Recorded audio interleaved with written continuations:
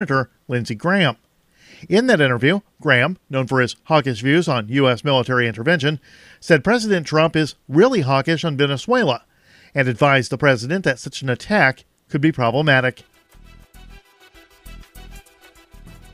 The right-wing opposition leader that the United States is trying to undemocratically install as Venezuela's president immediately set his sights on the country's state-owned oil company, which he's hoping to restructure and move toward privatization. He's also seeking money from the notorious International Monetary Fund to fund his unelected government. The Free Thought Project reports that on January 23rd, U.S. President Donald Trump recognized the little-known U.S.-educated opposition politician Juan Guaido as the supposed interim president of Venezuela. Within 48 hours, Guaido quickly tried to seize control of Venezuela's major U.S.-based oil refiner and use its revenue to help bankroll his U.S.-backed coup regime. The Liberty Beat is sponsored in part by Brave Botanicals, high-quality kratom and CBD at reasonable prices with excellent customer service. Brave Botanicals is activist-owned and mission-driven, fighting for your right to consume plant-based medicine and natural remedies. Find out more at mybravebotanicals.com. And Liberty Beat listeners can save 10% off your purchase by using promo code SNLS at checkout. This is the Liberty Beat for Monday, January 28, 2019. Find us online at snls.news. Your news now continues. As the Yellow Vest protest in France continues to perplex and concern the French government and European elites, a new counter-protest has emerged in response to the popular protest movement now entering its 12th week. Mid-Press News reports that protesters branding themselves as the Red Scarves descended on Paris on Sunday to protest the violence of some Yellow Vest protesters. The French government, which has sought to weaken and disperse the Yellow Vest movement, said that the Red Scarves numbered around 10,500 in Paris, while other reports claim the demonstration was significantly smaller than the government's applied figure. As machine learning algorithms, big data methods, and artificial intelligence are increasingly used in the toolkit of U.S. law enforcement agencies, many are worrying that the existing biases of the criminal justice system are simply being automated and deepened. Activist Post reports that police departments are increasingly relying on predictive algorithms to figure out where to deploy their forces by blanketing cities with a mesh of human-based and computerized surveillance technology. That comes despite the flaw in such tools. Facial recognition software has often held a bias toward darker-skinned individuals, including mistaking members of Congress for criminal suspects. In essence, racial profiling has become automated, while allowing law enforcement agencies to claim that the computers are race-neutral tools. Support for the Liberty Beat comes from the Conscious Resistance Network, featuring videos, news reports, and articles from a spiritual anarchist perspective. Experience the Conscious Resistance at theconsciousresistance.com. How would you like to have your business featured on the Liberty Beat? You can. It's simple. Just send an email to libertybeat@snls.news for details on how to raise your profile in partnership with the Liberty Beat. This is the Liberty Beat, produced in partnership with SNLS News and listeners like you. The Liberty Beat is online at snls.news. I'm Mick Murrow reporting for this Monday, January 28, 2019. Reminding you, spread liberty with a smile. Shortly after being fired from his coding position at a downsizing tech firm, 34-year-old Irvine native Sam Morrison told reporters Monday that he believed he had finally achieved the sort of work-life balance for which he has long strived. Yeah, ever since I got fired, it just seems like my whole entire routine is just clicking. I go for jogs in the afternoon, spend nights with my wife and kid. I'm even cooking more.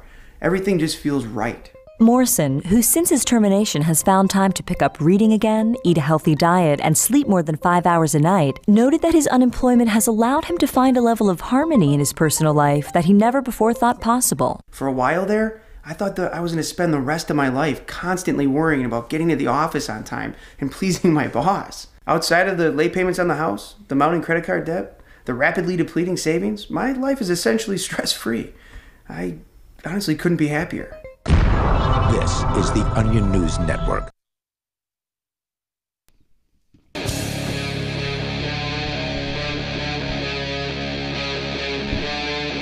Free Talk Live.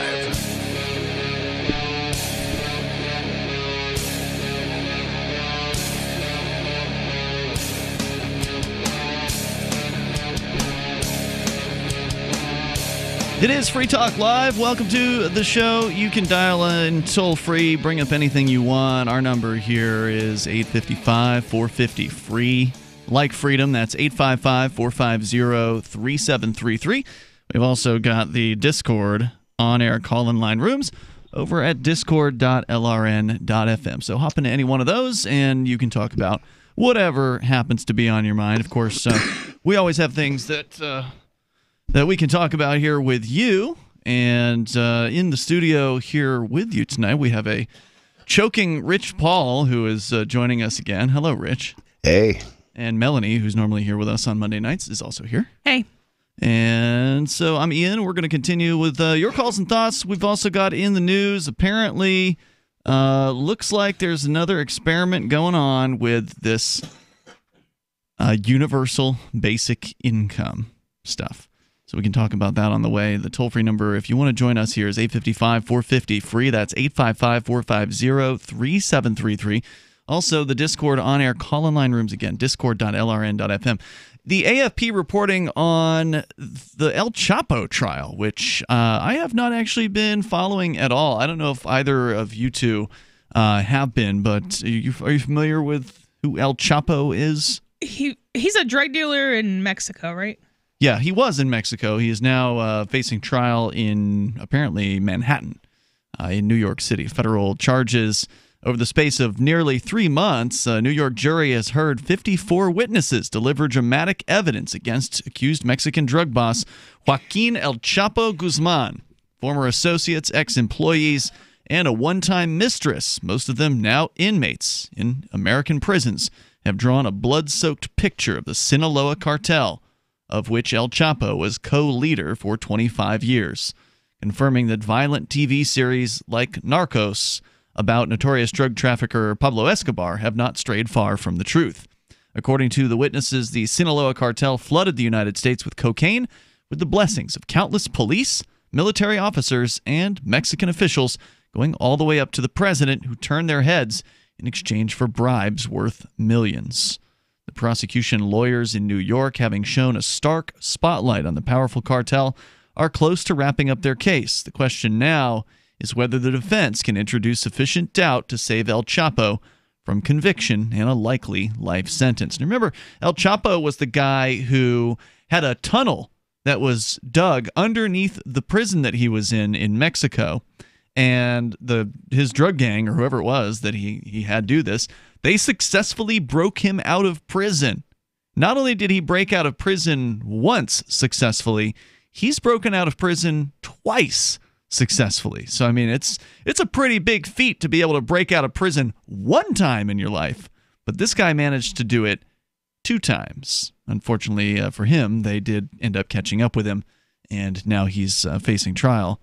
With the help of Christian Rodriguez, a Colombian who was El Chapo's communications chief, U.S. government agents intercepted some 200 conversations between the cartel boss and his associates, hired killers, and corrupt Mexican officials. Investigators also intercepted encrypted messages between El Chapo and others sent on BlackBerries that the trafficker used to spy on his associates and his mistresses. In one message read to the jury, El Chapo speaks with an associate and former mistress known as La Fiera about setting up dummy corporations in Germany and Ecuador in order to export drugs to Europe, Canada, Australia, and the United States. They also discussed the purchase in Belize of 700 kilograms of cocaine. Pedro Flores, Chicago-based trafficker, testified he and his twin brother had received 38 tons of cocaine from El Chapo and from the cartel's other boss, Ismael Zambeda El Mayo, is what he's called, between 2005 and 2008, along with 200 kilos of heroin. So this is it, Rich. They've busted El Chapo. It's over. The war on drugs, they've won. Cocaine, it's never going to come into America. They've busted all of his associates, so done deal, right? You can manage a business from jail. What are you saying there, Rich? You saying that it's not going to last? It's not going to make a difference? Not going to make a dent? There's always going to be another. If another person doesn't come and deliver cocaine at the current price, the price will rise until somebody does. Yeah, that's true, because the market is based on demand and supply. So, if there's a demand, somebody's going to supply it. Yeah. It's inelastic demand, the ultimate in inelastic demand. So when you say inelastic, you mean it can't go down over time? It doesn't change with the price. Elastic demand, the demand changes really more steep. with the price. Mm-hmm. Yeah, but I don't know that cocaine Vertical. is that inelastic. That would surprise me. Like you would probably do some other drug if you couldn't get cocaine at a reasonable price. And then there's still the issue of, okay, if cocaine is $100 a gram and you just can't come up with that, it doesn't really matter how much you want it. Well, that's why people commit robberies and things like that. Yeah, but you can still only steal so much. Well, you can only steal so much, but that's how that's how addiction is characterized, by a vertical demand curve, which means that you'll do whatever you possibly can to do it, and if the price goes up, generally you will pay more. It's true that you can substitute drugs for drugs, but when somebody's a cocaine addict, you can't just give them some other drug and say, wow, they'll be just as happy. It's not going to satisfy them. Exactly. If you take heroin and you're addicted to cocaine, it will reduce the discomfort, but it doesn't satisfy the craving. It's an interesting story because it touches on some of the highlights of this man's career. 25-year career as one of the bosses in the Sinaloa cartel. It's an interesting look into, the reality of what it's like to be in this drug trade at the criminal gang, level. Pedro Flores, again, testified he'd received 38 tons of cocaine along with 200 kilos of heroin between just 3 years. He said he sold it all in the United States. The cocaine he sold for as much as $800 million and the heroin for $10 million. After surrendering to American agents, the brothers secretly taped dozens of conversations with El Chapo. In one of them, in 2008, Pedro Flores negotiated with El Chapo over the price of 20 kilos of cocaine. His accountant, the brother to El Mayo and the cartel boss in Mexico City, told the jury how El Chapo purchased Colombian cocaine for $3,000 a kilo, then sold it in New York for $35,000 a kilo. Snitches get stitches. A markup of more than 10 times the cost. Now, of course, Rich... Because he has no other expenses, right? He just teleports himself to New York with the cocaine. Doesn't have to spend gas, doesn't have to spend security, doesn't have to spend bags, doesn't have to spend storage.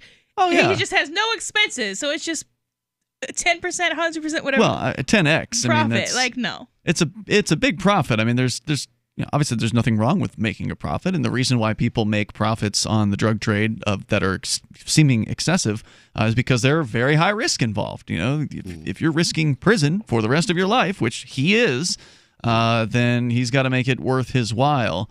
Now, of course, in this case, could it have been done for less? Yeah, of course it could have been done for less.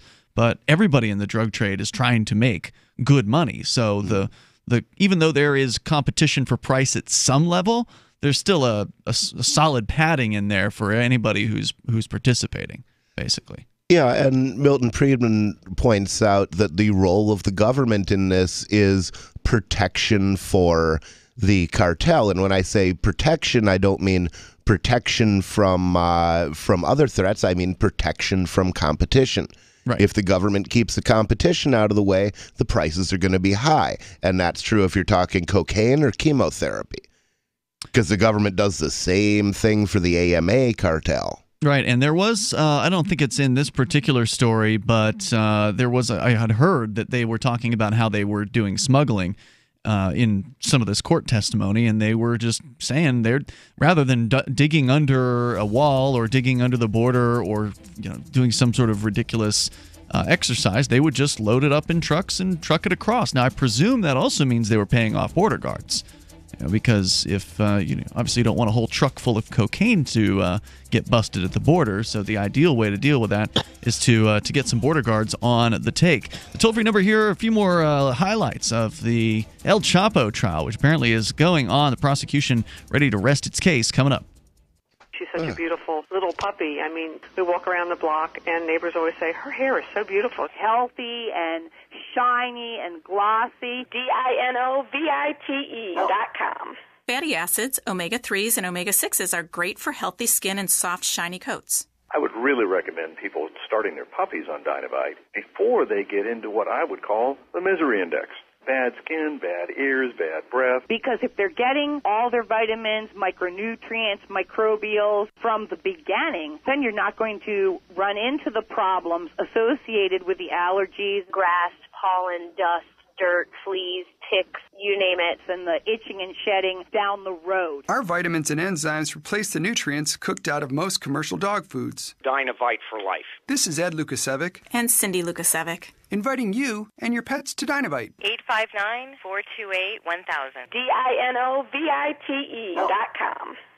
Smart Cash is a peer-to-peer digital currency that is fast, secure, and easy to use. Smart Cash also features smart rewards, a price stabilization mechanism, and a way to encourage long-term holding. Long-term holders are key to the project's success. You can earn smart rewards on any address for which you hold the private keys, which holds at least 1,000 smart for 1 month and does not make any outgoing transactions during that time. Smart rewards are distributed every 47,500 blocks to all eligible addresses. Learn more at smartcash.cc. You want to know the 37 items you must have to survive a crisis? Then I've got some good news for you. Former CIA officer and New York Times best-selling author Jason Hansen is now giving listeners a free copy of his book, The Escape Bag Blueprint, 37 Items You Must Have to Survive a Crisis. You can claim your copy at freeescapebook.com. Don't delay. Jason reveals the guns, knives, flashlights, and water filters that could save your life in an economic collapse or grid-down event. Get your free book today, freeescapebook.com. freeescapebook.com. Is spreading the message of liberty, cryptocurrency, and peace around the globe worth $2 per month to you? As you may already know, in addition to our internet feed, LRN.FM broadcasts on free-to-air satellite across North and Central America, as well as Sub-Saharan Africa. And we've been available on satellite for free 24/7 since 2010. The LRN.FM free-to-air satellite signal is reaching some of the most oppressive regimes in the world, and there's no doubt our ideas are making an impact. You can learn more about the channel's impact by watching the 3-minute video at fund.lrn.fm. If you'd like to help free minds globally with our ideas of liberty, cryptocurrency, and peace, you can donate as little as $2 per month via fund.lrn.fm. You can help us continue and expand our satellite broadcast to multiple continents. Visit fund.lrn.fm today, and thank you for your help. Don't forget to share the link on social media. That's fund.lrn.fm. Some of you asked, and now we've delivered. LRN.FM's live Keene, New Hampshire studio shows are now streamed in HD on Twitch. Visit our channel at twitch.lrn.fm and give it a follow. If you have Amazon Prime, you get 1 free subscription on Twitch. If you use it on our channel, Twitch will give LRN.FM a monthly piece of your Prime subscription cost. So please watch, follow, share, and subscribe to twitch.lrn.fm. That's twitch.lrn.fm. I love My Magic Mud. I drink a lot of coffee. I had stains on my teeth. Then I found My Magic Mud, and I was told it would remove stains. So I paid attention when I brushed the first time. My Magic Mud is black tooth powder, and the difference it made in my teeth in 1 application was noticeable. With 4, my teeth were as white as you normal folks out there. Please go to mymagicmud.com and buy a jar. There's 150 applications for $25. You can use Bitcoin, mymagicmud.com.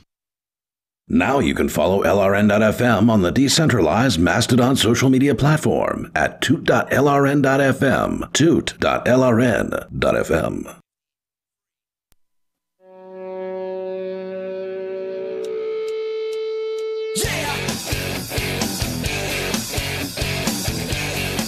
It is Free Talk Live, and you can dial toll-free here. Take control of the airwaves at 855-450-FREE like freedom. That's 855-450-3733. We also have the Discord on-air call-in line rooms over at discord.lrn.fm. Just hop into any one of those. We'll get you on the air. We're talking about El Chapo. He is facing apparently quite a bit of time in prison. I suspect the rest of his life because he's not a young man. El Chapo is currently... Actually, I don't know if they even say it in this article. I don't know how old he is, but he's not a young man. Anyway, he's facing trial in New York, and it's been going on for nearly 3 months. And honestly, I have not been following this at all. I just recently heard that it was happening. We followed the El Chapo case when he was released from prison not by the prison's choice, but because somebody tunneled underneath it and broke him out. Well, that's not being released from prison. That's true. Escaping from prison. Anyway, amazing story. I'm sure this guy is an absolute thug criminal because, while I want to see the war on drugs end and I want to see drugs legalized, I want to see people being able to purchase any kind of product that they want to and put it in their body if that's what they choose to do. I do understand that in order to be the head of a cartel, you probably have to be a pretty brutal kind of dude. Well, when Mexico sends people to cartel school, they don't send their best. So you can bring up whatever you want here if you want to jump in on the discussion about prohibition and some of the things that it creates, which one of the things prohibition creates besides police corruption is drug thugs, these criminal gang members who are in some cases shooting up innocents in the streets, usually on accident, but as kind of the side effect, if you will, of fighting out over territory and things like that. So it's incredibly dangerous business to get into, and it doesn't have to be that way if they would just legalize it, because you don't see Pfizer having shootouts with Merck. They're not doing that. They're just competing openly in a marketplace where they don't have to fight viciously and brutally over territory. Since repeal of prohibition, there hasn't been a single incident where an executive at Bacardi has had an executive at Seagram's whacked. Yeah, exactly. They just don't do it. They sue each other like civilized people. So, by the way, speaking of Mexico, Anarchapulco is just around the corner. It's going to be kicking off in just over 2 weeks from now. And it's happening February 14th through the 17th in beautiful Acapulco, Mexico. Ron Paul is going to be there. He'll be the keynote speaker yet again. Last year, it was a sold-out, standing-room-only crowd. There's a good chance it's going to sell out this year as well. If you've been thinking about getting your tickets, it's my understanding you still can. So go to anarchapulco.com and grab your tickets there. There weren't very many hotel rooms left when we last heard about it, but you might still be able to get in there because they've actually... Because this event has grown so much, they've actually reserved the entire hotel. So the entire resort is going to be for Anarchapulco participants. So if you see somebody there, they're either working for the hotel or they are there for Anarchapulco. It's turned. Or they're feds. It's turned. Well, there's a good chance of that. Well, the feds are there for Anarchapulco. Yeah. So. True. Yeah, okay. Yeah. Wherever there's a gathering of purported anarchists, there's a good chance some federal agent or more than one of them will likely be present. So keep that in mind. Yeah. That's just the reality. I mean, besides Cantwell. Yeah, he's not going. He's not a fed either. Well, I thought he was, wasn't he? He admitted. Didn't he become an informant? Yeah, he admitted to informing on people in his own new movement that he's in. You remember that, right? I think we're going to disagree on the nature of that conclusion. Okay. Well, I mean, he wrote an article explaining that he was a Fed informant. He has clickbait titles. Everyone knows he has clickbait titles. Okay. So what do you want to say about it? Because I mean, it seemed like he was an informant. I read the article. I'm pretty sure I know what went on. I mean, well, an informant to me is somebody who's like, hey, FBI, in exchange for either a plea deal or some money, I will go and spy on these people and inform back to you. Well, in this case, that's not what he did. In this case, Well, that's not an informant. Then. Well, what was your impression of what Cantwell did? Just so we're on the same page. If you have an agreement with someone up front that these are the terms of what is going to be released if something goes down, I can't call that anything negative because you agree to that. I'm not sure I understood what you just said. So if me and you have an agreement, we're going to deal drugs, but if we get caught, you're going to flip on me. Okay. Cantwell was stealing? No. And then we get caught, and then you flip on me. That's part of the agreement, you're saying? Yeah. What's that have to do with Cantwell's situation? Because my understanding was, and I'm not saying... he filmed a room of people who agreed to be filmed, knowing that, if anybody gets busted, we're going to release this to prove we're not doing anything illegal. No, that wasn't it at all. He went to the feds because he wanted to protect his own butt. Which I don't blame him for it, and he was at the very least honest about it. So he's not an informant in your typical way, in that he was trying to hide the fact that he was an informant, or trying to set somebody up. what he's gone to the feds over, as I understand it, is reporting these people in this. He's part of, for those that don't know, we're talking about Chris Cantwell. He's a former host on Free Talk Live. We had to kick him off the show because it turned out he ended up becoming a racist. Since then, he's become even more racist and has gotten in with these white nationalist people. He went to that Charlottesville thing a couple of years ago in Virginia. And so part of that was communicating to the feds essentially like illegal things that people were trying to rope him into that he didn't want to be roped into. And he came right out and admitted it. So he's not an informant in the traditional way that you would think of an informant, but he certainly did inform on his so-called compatriots to the federal government. Now, some of his compatriots could have themselves been agents provocateur trying to provoke Cantwell into doing some sort of violent act. Also, right? like, announcing that you're a Fed is a really good way to, well, it's a really good way to do a lot of things, but it's a really good way to make yourself compromised in the sense that now I really kind of can't narc on anybody, and I think you did something like this at one point. Well, the reason that I announced when they tried to turn me and make me become an informant, I did make the announcement that they tried to make me become an informant. Right. Precisely because that destroyed my value to them as an informant, and that way they didn't like go after my girlfriend and try to use her to pressure me because there was nothing left I could do for them. But I don't know, the thing that I remember about Cantwell's article, and I wish I'd reread it before the show. I seem to remember him snitching out Antifa people. And he would do that to raccoons. Him? That's not snitching. Well, no, if someone physically attacks you and you call the cops, that's not snitching. We can debate the merits of that, but that's not snitching. That's not true if you're in the life. If you're part of it, you know, if you're a gangster and some other gangster comes after you, you don't call the police, or that is generally considered snitching. You can shoot them, but that's honorable. Being a snitch is not honorable. So I tend to agree that being a snitch is not honorable. However, I make a carve out for violence. So if you see somebody commit a murder or something like that, it's not snitching to give some information over on an actual violent person. Let's talk about it more. I agree if you're a civilian. More on the way here in moments. This is Free Talk Live.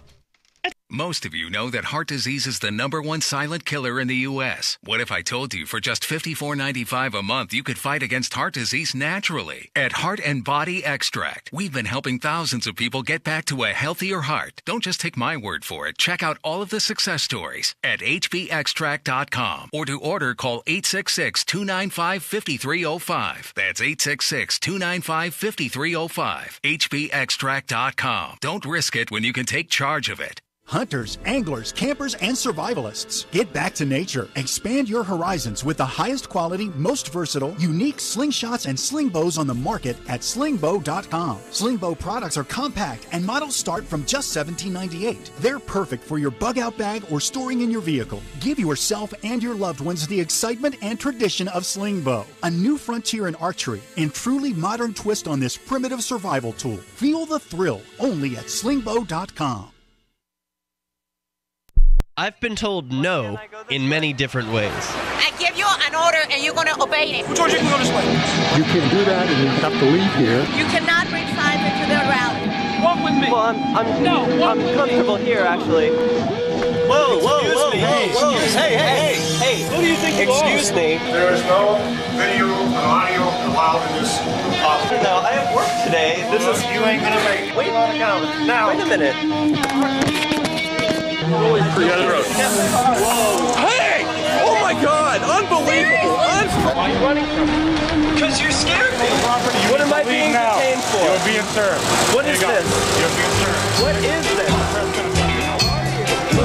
Bureaucrats have a funny way of telling people no. That's the sound of the men working on the chain. Derek J's Victimless Crime Spree.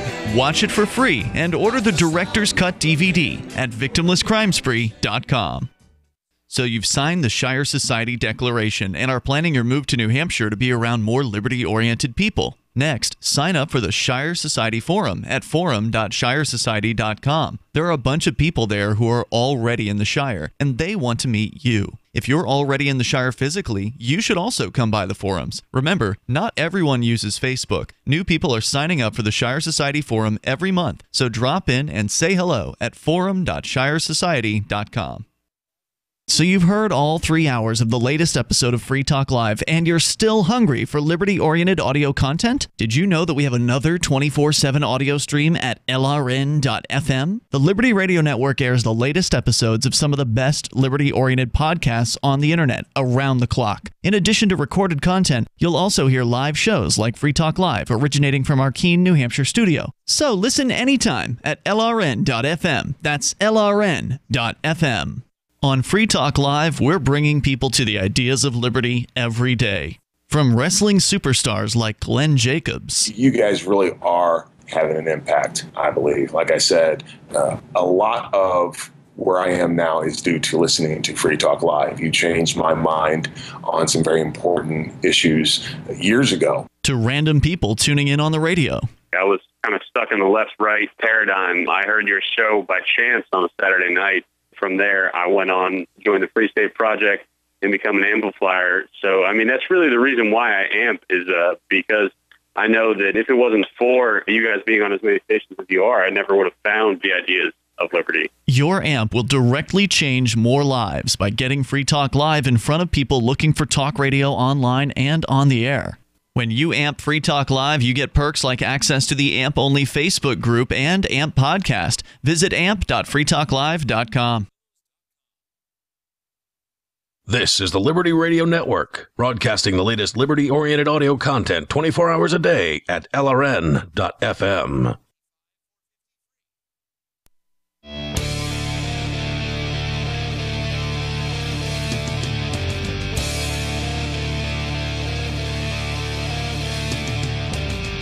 Hey, it's Free Talk Live. Dial in toll free to join us here. Our number is 855-450-FREE. That's 855-450-3733. We do have the Discord on-air call-in line rooms over at discord.lrn.fm.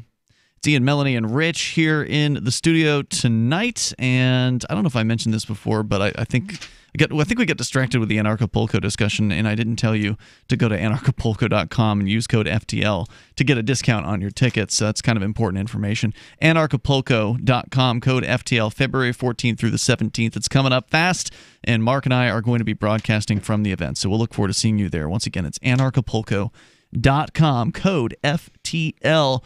We've been talking about the El Chapo trial, just some highlights here from a fairly brief article, which is, honestly, it's way too brief. It's probably not the best piece about it from the AFP, focusing on a lot of the money, the markup. 10 times he would buy a kilo of cocaine for $3,000 and then flip it.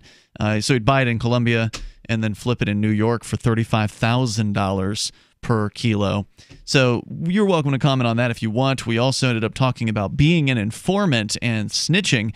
And Rich, you were saying that you kind of agreed with me where if you witness somebody commit a violent act, a rape or a murder or something like that, that to me, I don't consider that to be snitching at all. That you're actually working to put away somebody who is a harm. Snitching kind of implies you're not minding your own business. Snitching is where, in my opinion, when you're snitching on somebody who's doing something that's not harmful to others, meaning selling drugs or something else like that. From an ANCAP point of view, I would say that's the same. From anarcho-capitalist? Yeah, from an anarcho-capitalist point of view, I would say that that's probably true, but generally, I mean, gangsters don't expect the little old lady next door not to call the police if she's in danger. But and there are times that they do use the police against each other, but it's definitely not. It's considered dirty pool. in that. Sure, if you're talking about gang versus gang, then I see what you're saying. Yeah, when there. it's gang versus gang, murder is part of the game. That's part of the ethic, and it's part of the snitching inhibition. Well, plus, if you bring in the police as a gang member, then they're likely going to bring you up on charges anyway for something. So it's against your interest, period, to involve the police from that perspective. Generally true, but against your interest, but also unethical by that. I'll agree with you there. Well, yes, but I don't know if I'm going to adopt gang ethics any more than I'm going to adopt. Well, no, he's only ethics. talking about. He's talking about you're only a snitch when it's murder if you're doing it from within a gang. If you are one gang member snitching on another gang member, you're supposed to settle it outside of the system. But yeah, I can understand the argument there. Whereas, okay, well, if we're in the business of killing each other, we're not going to call the cops because we're killing each other. That at least makes logical sense. That's the idea. Let's go to Matthew. He's in Louisiana. Matthew, you're listening online via the TuneIn app. Go ahead. Yeah, so it's interesting that Richard bring that up because we had a sheriff down here, and Melanie may remember hearing about him, called Harry Lee. And he was considered by many people to be one of the most successful sheriffs in Jefferson Parish history. He kept the peace.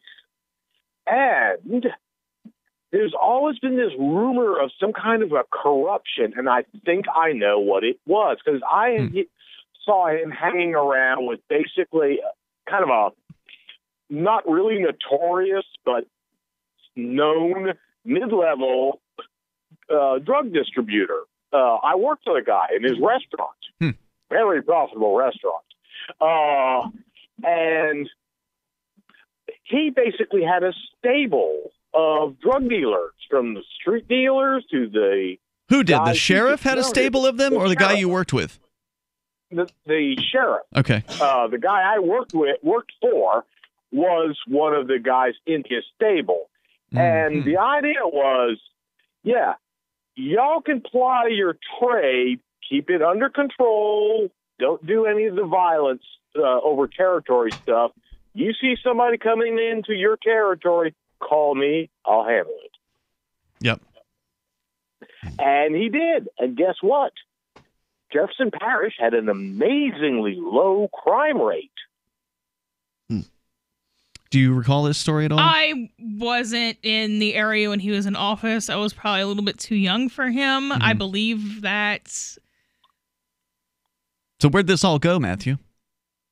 Well, he died in office. Oh, okay. So he got away with it. The guy who replaced him had no idea what was going on, so he just started busting drug dealers left and right, or irrespective of how dangerous they actually were.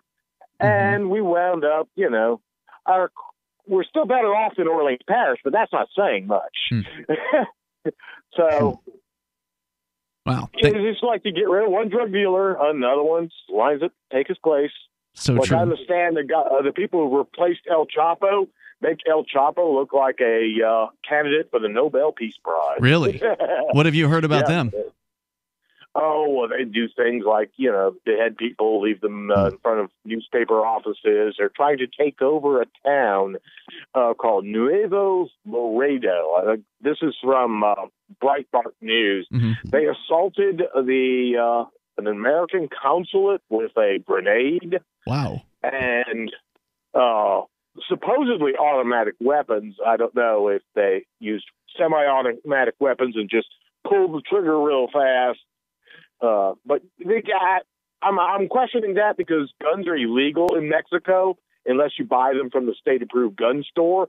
So, cocaine is illegal too, and they had a lot of that. Cartels have their ways of getting guns. They don't go through. Possible. Whenever you pass a law, whenever you pass it against this, vanishes it, doesn't it? No. Thanks, Matthew. Thanks for the call tonight. I appreciate hearing from you. I wonder if they're going after Obama's record. If they're going for the Nobel Peace Prize. Well, Obama has killed more children than all other Nobel Peace Prizers. Right. Nobel Peace Prize winners combined. Since he brought up a corrupt sheriff, I've got a related story here that's been sitting in my show prep for a few weeks. Out of Mississippi, Webster County's highest law enforcement official has been arrested by state investigators last month and charged with a long list of felonies, ranging from tampering with evidence to sexual contact with an inmate. This is County Sheriff Timothy Seth Mitchell, age 53. In a press release on Wednesday morning, Mississippi's Department of Public Safety and the Bureau of Investigation announced that Timothy Seth Mitchell, sheriff, was charged with 2 counts of embezzlement, 2 counts of trafficking in stolen firearms, 1 count of attempting sex and or sexual acts with an inmate, 1 count of tampering with physical evidence, 3 counts of retaliation against a witness, 1 count of permitting possession and or sale of controlled substances in jail, and 2 counts of furnishing an inmate with weapons, cell phone, and narcotics. Now, it says attempting sex with an inmate. Was he pushing rope? Yeah, attempting sex sounds kind of rapey. Yeah. I mean, so this guy is real bad. At the time of arrest, the Eupora native was serving his 2nd term as county sheriff. If convicted, he's facing a minimum of 9 years and a maximum of 152 years with fines up to $100,000 for the 12 felony counts. So yet another example of another corrupt cop who happens to get busted. He must have crossed the wrong person and triggered this investigation, because you have to wonder how many of these sheriffs they're just looking the other way on. You know, how many of them they're aware of what they're doing. Because within the department, there has to be some sort of institutional knowledge of this, right? I mean, the idea that the sheriff could keep things hush-hush across his entire department seems just so unbelievable to me. Well, I mean, they would have to know all the way down to the rank and file what they're not supposed to see. You know, and that is interesting. What do you do when you're a police officer and you tell and your supervisors say, don't see this? Well, I've never heard of one coming forward. Well, right, because you don't want to get killed by them. You don't see that, I guess. Or whatever it is that they might do to you or your family, right? It's not worth it. The toll-free number here is 855-450-FREE. We got more on corruption, drug gangs. Your calls and thoughts welcome. It's Free Talk Live. Does your dog itch, scratch, stink, or shed like crazy? Come to Dynavite for help. Order a 90-day supply of Dynavite. Pick up 2 bottles of Lico Chops, get the 3rd bottle free. New improved Lico Chops with Omega-6, Omega-3, Vitamin E, and now 6 extra direct-fed microbials. Even better for the digestive tract and immune system. And dogs love it. Try Lico Chops. Buy 2, get 1 free. This is Henry Lukasevic for Dynavite. DINOVITE.com.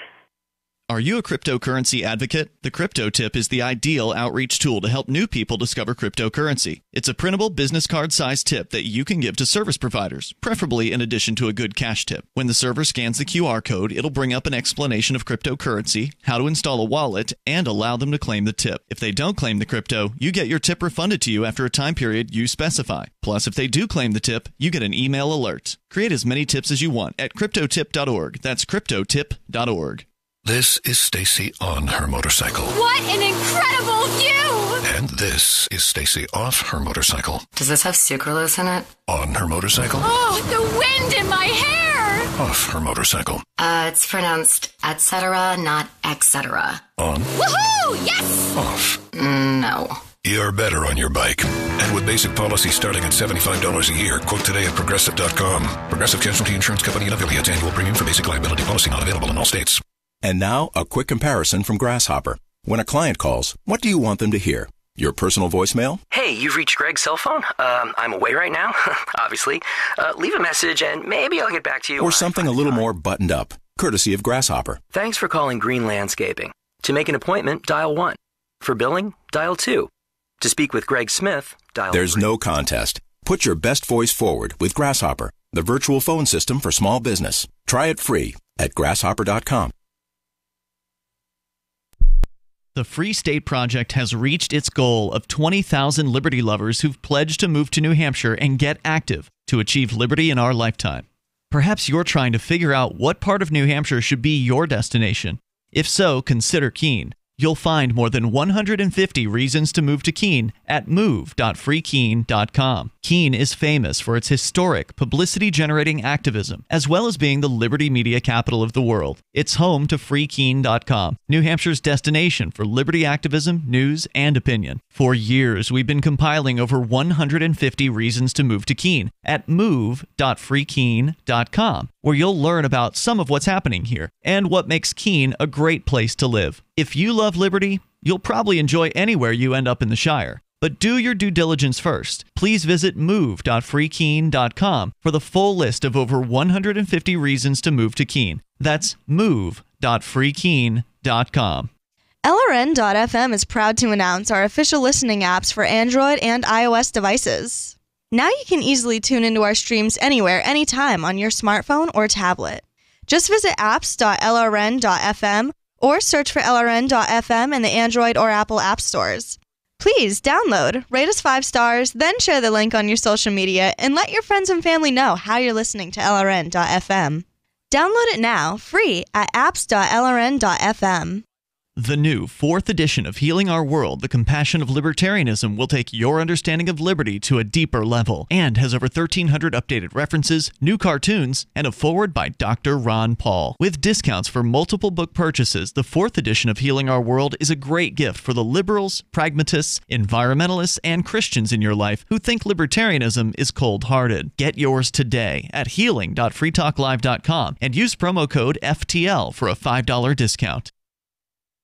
You can sign up to receive the latest about the Liberty Radio Network via our email updates at updates.lrn.fm. That's updates.lrn.fm.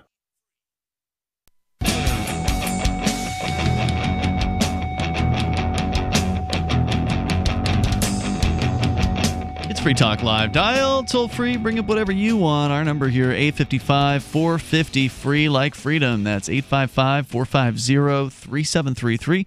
We've also got the Discord on-air call-in line room, so jump into one of those if you want to get on the air with us and sound almost like you're sitting here in the studio with me, Ian. Melanie. Rich Paul. And, of course, again, toll-free number 855-450-FREE. We were talking about El Chapo. There's kind of a brief overview piece of what has been a 3-month-long trial, apparently, according to the AFP, for one of the most notorious drug gangsters on the planet. Lots of people have heard of Pablo Escobar. Well, this is, kind of the next Pablo Escobar, and he's currently facing many felony charges. It doesn't say here in this piece how many years in prison he's facing, but I'm going to guess it's the rest of his life because he is not a nice man, and helped to run the Sinaloa cartel in Mexico for 25 years. He was the co-leader of that cartel. He's been testified against by what appear to be many former associates who are now inmates in American prisons. So they all that was not smart, y'all. What do you mean? I would not testify against him. You're suggesting he's gonna get to them in the prison. I mean, it doesn't necessarily have to be him. He has people, Right. He's going to have his people get to them in the prison. Is what you're saying? Yeah, I mean, yeah. It can happen. Yeah. It's probable at this point. I mean, he has this huge empire. Right, and as you pointed out, you can run some of this business from inside a prison. You just have to either use code words on the phone or get a cell phone smuggled to you by a corrupt guard. Maybe even not, because as a prison guard, just like a regular prison guard who's maybe middle class at best, making $15 an hour, if you're lucky, it might be closer to 10 or 5. You go right on this guy? I'm not. No, but are you going to help him? Are you going to help him? Are you going to smuggle a phone to him? If he tells me to bring him a phone, I think he's getting a phone. According to witnesses, they're talking about some of the large number of pounds, hundreds and hundreds of kilograms of heroin and cocaine and other things brought over just a period of a few years to America. After surrendering to American agents, the brothers, he had a couple brothers he was working with, secretly taped dozens of conversations with El Chapo. So they got busted, and then the feds flipped them on El Chapo, and they kept acting as though they hadn't been busted and recorded a bunch of conversations. Let's see here. Going on, it says that his pilot and business manager, Miguel Angel Gordo Martinez, testified that the cartel boss would sometimes receive as many as 3 cash-filled airplanes from the United States on a single day. Each plane carried $8 to $10 million. He also told how El Chapo worked with Colombian suppliers to finance deliveries of up to 14 tons of cocaine transported by boat to international waters off of Mexico, where Colombian crews would transfer the drug to El Chapo's employees. Martinez estimated that from 1990 to 1993, El Chapo thus imported 25 to 30 tons of cocaine into Mexico each year. So just thinking about, the amount of money that this guy was pulling in, $8 to $10 million loaded in a plane, getting up to 3 of these planes in one day. You always have to wonder, and of course they've addressed some of this in some of the movies about drug smuggling. Remember the one with Johnny Depp, where he was the airline marijuana smuggler or whatever it was. I forget the dude's name. I think damn it, now I'm spacing on the movie's name as well. It was like a one-name movie with Johnny Depp in it. I'm sure somebody's going to be shouting it in the chat room over at discord.lrn.fm. But anyway, in that movie, one of the problems is dealing with all the cash, dealing with all of the money. They address this in the television program Breaking Bad as well, where he just starts making so much money. Storing the money becomes a challenge. It becomes a real problem. And they didn't have cryptocurrency. Yeah, you're right. That's correct. They didn't have cryptocurrency. But even so, if you're getting $8 to $10 million in cash, it's not easy to just flip that into crypto either. You're not going to feed that through an ATM. And if you try to feed it through Coinbase, they're going to narc on you. Yeah, exactly. So you can't go through any kind of official channels in those cases. But you're right. Oh, Blow. Thank you, Baraka66. That was the name of the movie with Johnny Depp, was Blow. And so, what do you do with all this money? And, of course, once you start getting into the millions of dollars, into the $10 million income in one day, you talk about a month? I mean, who knows what kind of money we're talking about here with this guy, but it's likely hundreds of millions, if not billions of dollars coming in. You have to ask yourself, at what point, why doesn't somebody like that just retire? Is it because you can't retire? Is it because, I think there's some I would of that say going that's on. certainly part of it. I mean, once you've got that money, you need to have the security and you need to keep paying for the security. So, I think that is part of it, where if these guys retired, they would have some serious issues. Also, I mean, I would imagine from their point of view, they're having a lot of fun. Sure. I mean, you can do things as a gangster that you just can't normally that might be true when you're 20, 30, maybe 40. I think that starts to be less true when you're 60, 70. Well, I mean, if you're talking about buying women in fast cars, you can still do that at 60 and 70. Right, but you have running from the cops at that age. Running from the cops at any age is not fun. But at some point, you can't run. Sure. I mean, somebody like that isn't doing a whole lot of running. He's just doing the ordering. He's ordering his lieutenants and his, foot soldiers to go and do the work. Yeah, but you still have to. Well, when you're escaping prison, you have to do the running yourself. That's true. Well, in that case, I think they said that they had a motorbike for him. So they dug the tunnel underneath the prison, and when he got out. He was in the tunnel. There was I believe there was some sort of transportation there. Oh, wow. So at least it wasn't a motorized wheelchair. Yeah. He told let's see. So again, they keep just running through some of these numbers here with tons and tons and hundreds of pounds of cocaine and such. Isaias Valdez Rios, described as a hired killer for El Chapo, testified he saw the drug king torture and execute 3 rival drug traffickers, burying one of them alive. 2 others had bones broken before being killed. Their bodies were burned. While El Chapo has not been directly accused of murder, the hired killer's testimony, the bloodiest and most macabre heard in the case so far, could help seal his fate. Other witnesses said they had seen El Chapo order kidnappings and killings of rivals or of police who refused to accept bribes. They said El Chapo had a permanent security guard of perhaps, here you go, Chris, Rich, 100 security agents.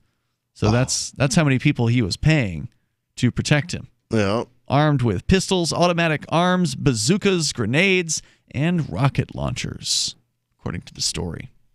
So, I mean, this is one bad mofo. And now he's facing, I don't know how many years in prison, but once again, talking about the war on drugs and how it needs to absolutely end, because you can put El Chapo behind bars, but he's got people and they've got people. And even though they've busted, what sounds like over a dozen people, all these people testifying against him were busted before they busted El Chapo. So they've definitely, done some damage to this particular cartel. But as you pointed out earlier, Rich, that's just going to help the other cartel.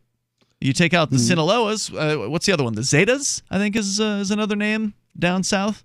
Yeah, and then there are the 100 drug cartels you've never heard of yet. Right, that would love to rise to the top. Yeah. Yeah. Yeah, I mean, it's just like the big banks during the bailouts. They said, oh, no, we can't let the big banks go bankrupt. That would be disaster for the system. Well, no, medium-sized banks will become big banks because they'll start making more money. The money's got to go somewhere. Money's got to go somewhere. Somebody's got to provide the services. Yeah, and the same thing is true in this war on drugs. I mean, even Trump acknowledged it last year when he talked about the reason why he didn't want the wall to actually be a wall, and that he wanted it to be a fence so you could see through it. The reason he gave was because we don't want anybody getting hit by a 60-pound brick of drugs that's being chucked across in a catapult. So the idea was make the wall see-through, essentially a fence, so people wouldn't get hit by drugs flying over the wall. So Trump seems to have some awareness of the futility of the war on drugs, even though he is obviously continuing to prosecute it the whole time. I don't understand that double think. Yeah. Well, he's got to make his police buddies happy for whatever reason. He's even though at the same time he also froze the government's funding for a record number of weeks, 5 weeks, and that affected he just wanted to break a record. I think he did. It affected the entire Department of Justice, though. So the FBI, all these policing agencies, Department of Prisons or Bureau of Prisons, they all went without pay for 5 weeks. More coming up. How well and how fast does Heart and Body Extract work to improve blood circulation? Listen. My name is Ellis, and I am 66 years old, and I live in Jacksonville, Florida. 2 years ago, I was diagnosed as having clogged arteries. I had 70% blockage in one artery leading to my heart. They wanted me to go on Plavix, but I refused, knowing the negative side effects. Heart and Body Extract is a unique balance, synergy, and proportion of herbs reaching from head to toe at maximum absorption around 95% at the cellular level. Within the first month, I felt a dramatic difference. The heaviness in my legs was reduced, and within 2 months, I felt completely normal. Your natural organic herbal formula for heart health is Heart and Body Extract. Heart and Body Extract comes with a 100% ironclad money-back guarantee. Details at hbextract.com or call 866-295-5305 for Heart and Body Extract. Call 866-295-5305, 866-295-5305 for Heart and Body Extract. Cell 411 is a free app for Android and iOS that replaces government-controlled 911. Cell 411 allows you to preset a group of friends or private organizations to show up at any emergency. Cell 411 is a nightmare for the state because it proves their so-called services aren't needed. Cell 411 has had thousands of installs, and of course it's covered by the BIPCOT no government license. Cell 411 because your friends won't shoot you when you're in trouble. Without the government, who would build the emergency services? You and Cell 411. Get it today at getcell411.com. There are lots of ways to listen to Free Talk Live. Our podcast has been around since podcasts began, and now the FTL feed is loaded with content besides our full show archives. Did you know that we make it easy for you to customize your podcast subscriptions? We have different feeds, one that includes only our full shows, one with just the Daily Digest, and one with just the Edgington Post. You decide what you listen to. It's quick and easy to customize your feeds at feeds.freetalklive.com. That's feeds.freetalklive.com. You're listening to the live edition of Free Talk Live. Hour number 2 is next after the news here on the Liberty Radio Network at LRN.FM. This is the Liberty Beat, your daily source for liberty news and activist updates. Produced in partnership with SNLS News and listeners like you. Online at snls.news. I'm Mick Murrow with the Liberty Beat for Monday, January 28th, 2019. Gold opened today at $1,299. Silver opened at $15.65. And Bitcoin is trading around $3,424. Today's prices are brought to you by InnoScale. Take off with Managed Cloud. Looking for a safe, secure way to store your important files online? Let InnoScale handle it for you. Their high availability cloud servers are the perfect solution for clients needing one or more secure, scalable servers with built-in hardware failover protection. For details, see them online, innoscale.net. In the news, the White House has not ruled out military intervention in Venezuela and has issued a strong warning to the country's president, saying that any violence against American diplomats or National Assembly President Juan Guaido would lead to significant response from the United States government. The warning was issued to President Nicolas Maduro on Sunday. Activist Post reports the warning follows a recent revelation that President Donald Trump has inquired about using military force against the country, saying that while the indications are that the immediate U.S. efforts on trying to impose regime change in Venezuela will be mostly economic, the publication cites a recent interview given to Axios by Republican South Carolina Senator Lindsey Graham. In that interview, Graham, known for his hawkish views on U.S. military intervention, said President Trump is really hawkish on Venezuela and advised the president that such an attack could be problematic. The right-wing opposition leader that the United States is trying to undemocratically install as Venezuela's president immediately set his sights on the country's state-owned oil company, which he's hoping to restructure and move toward privatization. He's also seeking money from the notorious International Monetary Fund to fund his unelected government. The Free Thought Project reports that on January 23rd, U.S. President Donald Trump recognized the little-known U.S.-educated opposition politician Juan Guaido as the supposed interim president of Venezuela. Within 48 hours, Guaido quickly tried to seize control of Venezuela's major U.S.-based oil refiner and used its revenue to help bankroll his U.S.-backed coup regime. The Liberty Beat is sponsored in part by Brave Botanicals, high-quality kratom and CBD at reasonable prices with excellent customer service. Brave Botanicals is activist-owned and mission-driven, fighting for your right to consume plant-based medicine and natural remedies. Find out more at mybravebotanicals.com. And Liberty Beat listeners can save 10% off your purchase by using promo code SNLS at checkout. This is the Liberty Beat for Monday, January 28, 2019. Find us online at snls.news. Your news now continues. As the Yellow Vest protest in France continues to perplex and concern the French government and European elites, a new counter-protest has emerged in response to the popular protest movement now entering its 12th week. Mid-Press News reports that protesters branding themselves as the Red Scarfs descended on Paris on Sunday to protest the violence of some Yellow Vest protesters. The French government, which has sought to weaken and disperse the Yellow Vest movement, said that the Red Scarfs numbered around 10,500 in Paris, while other reports claim the demonstration was significantly smaller than the government supplied figure. As machine learning algorithms, big data methods, and artificial intelligence are increasingly used in the toolkit of U.S. law enforcement agencies, many are worrying that the existing biases of the criminal justice system are simply being automated and deepened. Activist Post reports that police departments are increasingly relying on predictive algorithms to figure out where to deploy their forces by blanketing cities with a mesh of human-based and computerized surveillance technology. That comes despite the flaw in such tools. Facial recognition software has often held a bias toward darker-skinned individuals, including mistaking members of Congress for criminal suspects. In essence, racial profiling has become automated, while allowing law enforcement agencies to claim that the computers are race-neutral tools.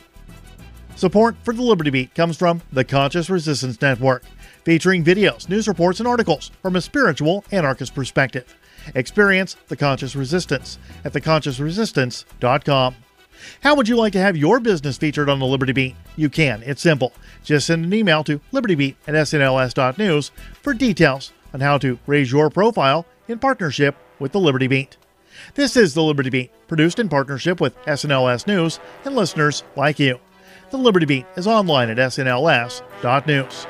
I'm Mick Murrow reporting for this Monday, January 28, 2019, reminding you, Spread liberty with a smile. The NFL announces a new zero-tolerance policy on videotape domestic violence. A puzzled nation can remember the name Ferguson, but is not sure from where. And a man wearing an M&M jacket is apparently made in God's image. This is the Onion Week in Review. Tech giant Apple unveiled a brief, fleeting moment of excitement to the general public. The short-lived, ephemeral sense of wonder was released in front of an exclusive group of reporters and industry insiders at Apple's Silicon Valley headquarters. Apple really made us wait, but this rapidly diminishing glimmer of pleasure was totally worth it. It was 100% better than any other temporary joys I've ever experienced. And in this week's local news, an uneasy détente forms between a man sitting on a patio and a bee. In other news, a poll finds 80% of Americans would get in a vehicle with a stranger for a chance at a new life. Bank of America introduces a new $50 underdraft fee,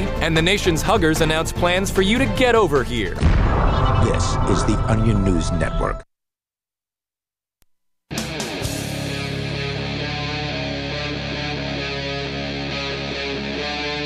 Free Talk Live. It's Free Talk Live. Dial toll free and take control of the airwaves. You can bring up anything that you want. Our number here is 855-450-FREE. That's 855-450-3733. We do have the Discord on-air call-in line rooms over at discord.lrn.fm. In the studio tonight, it's Ian. Melanie.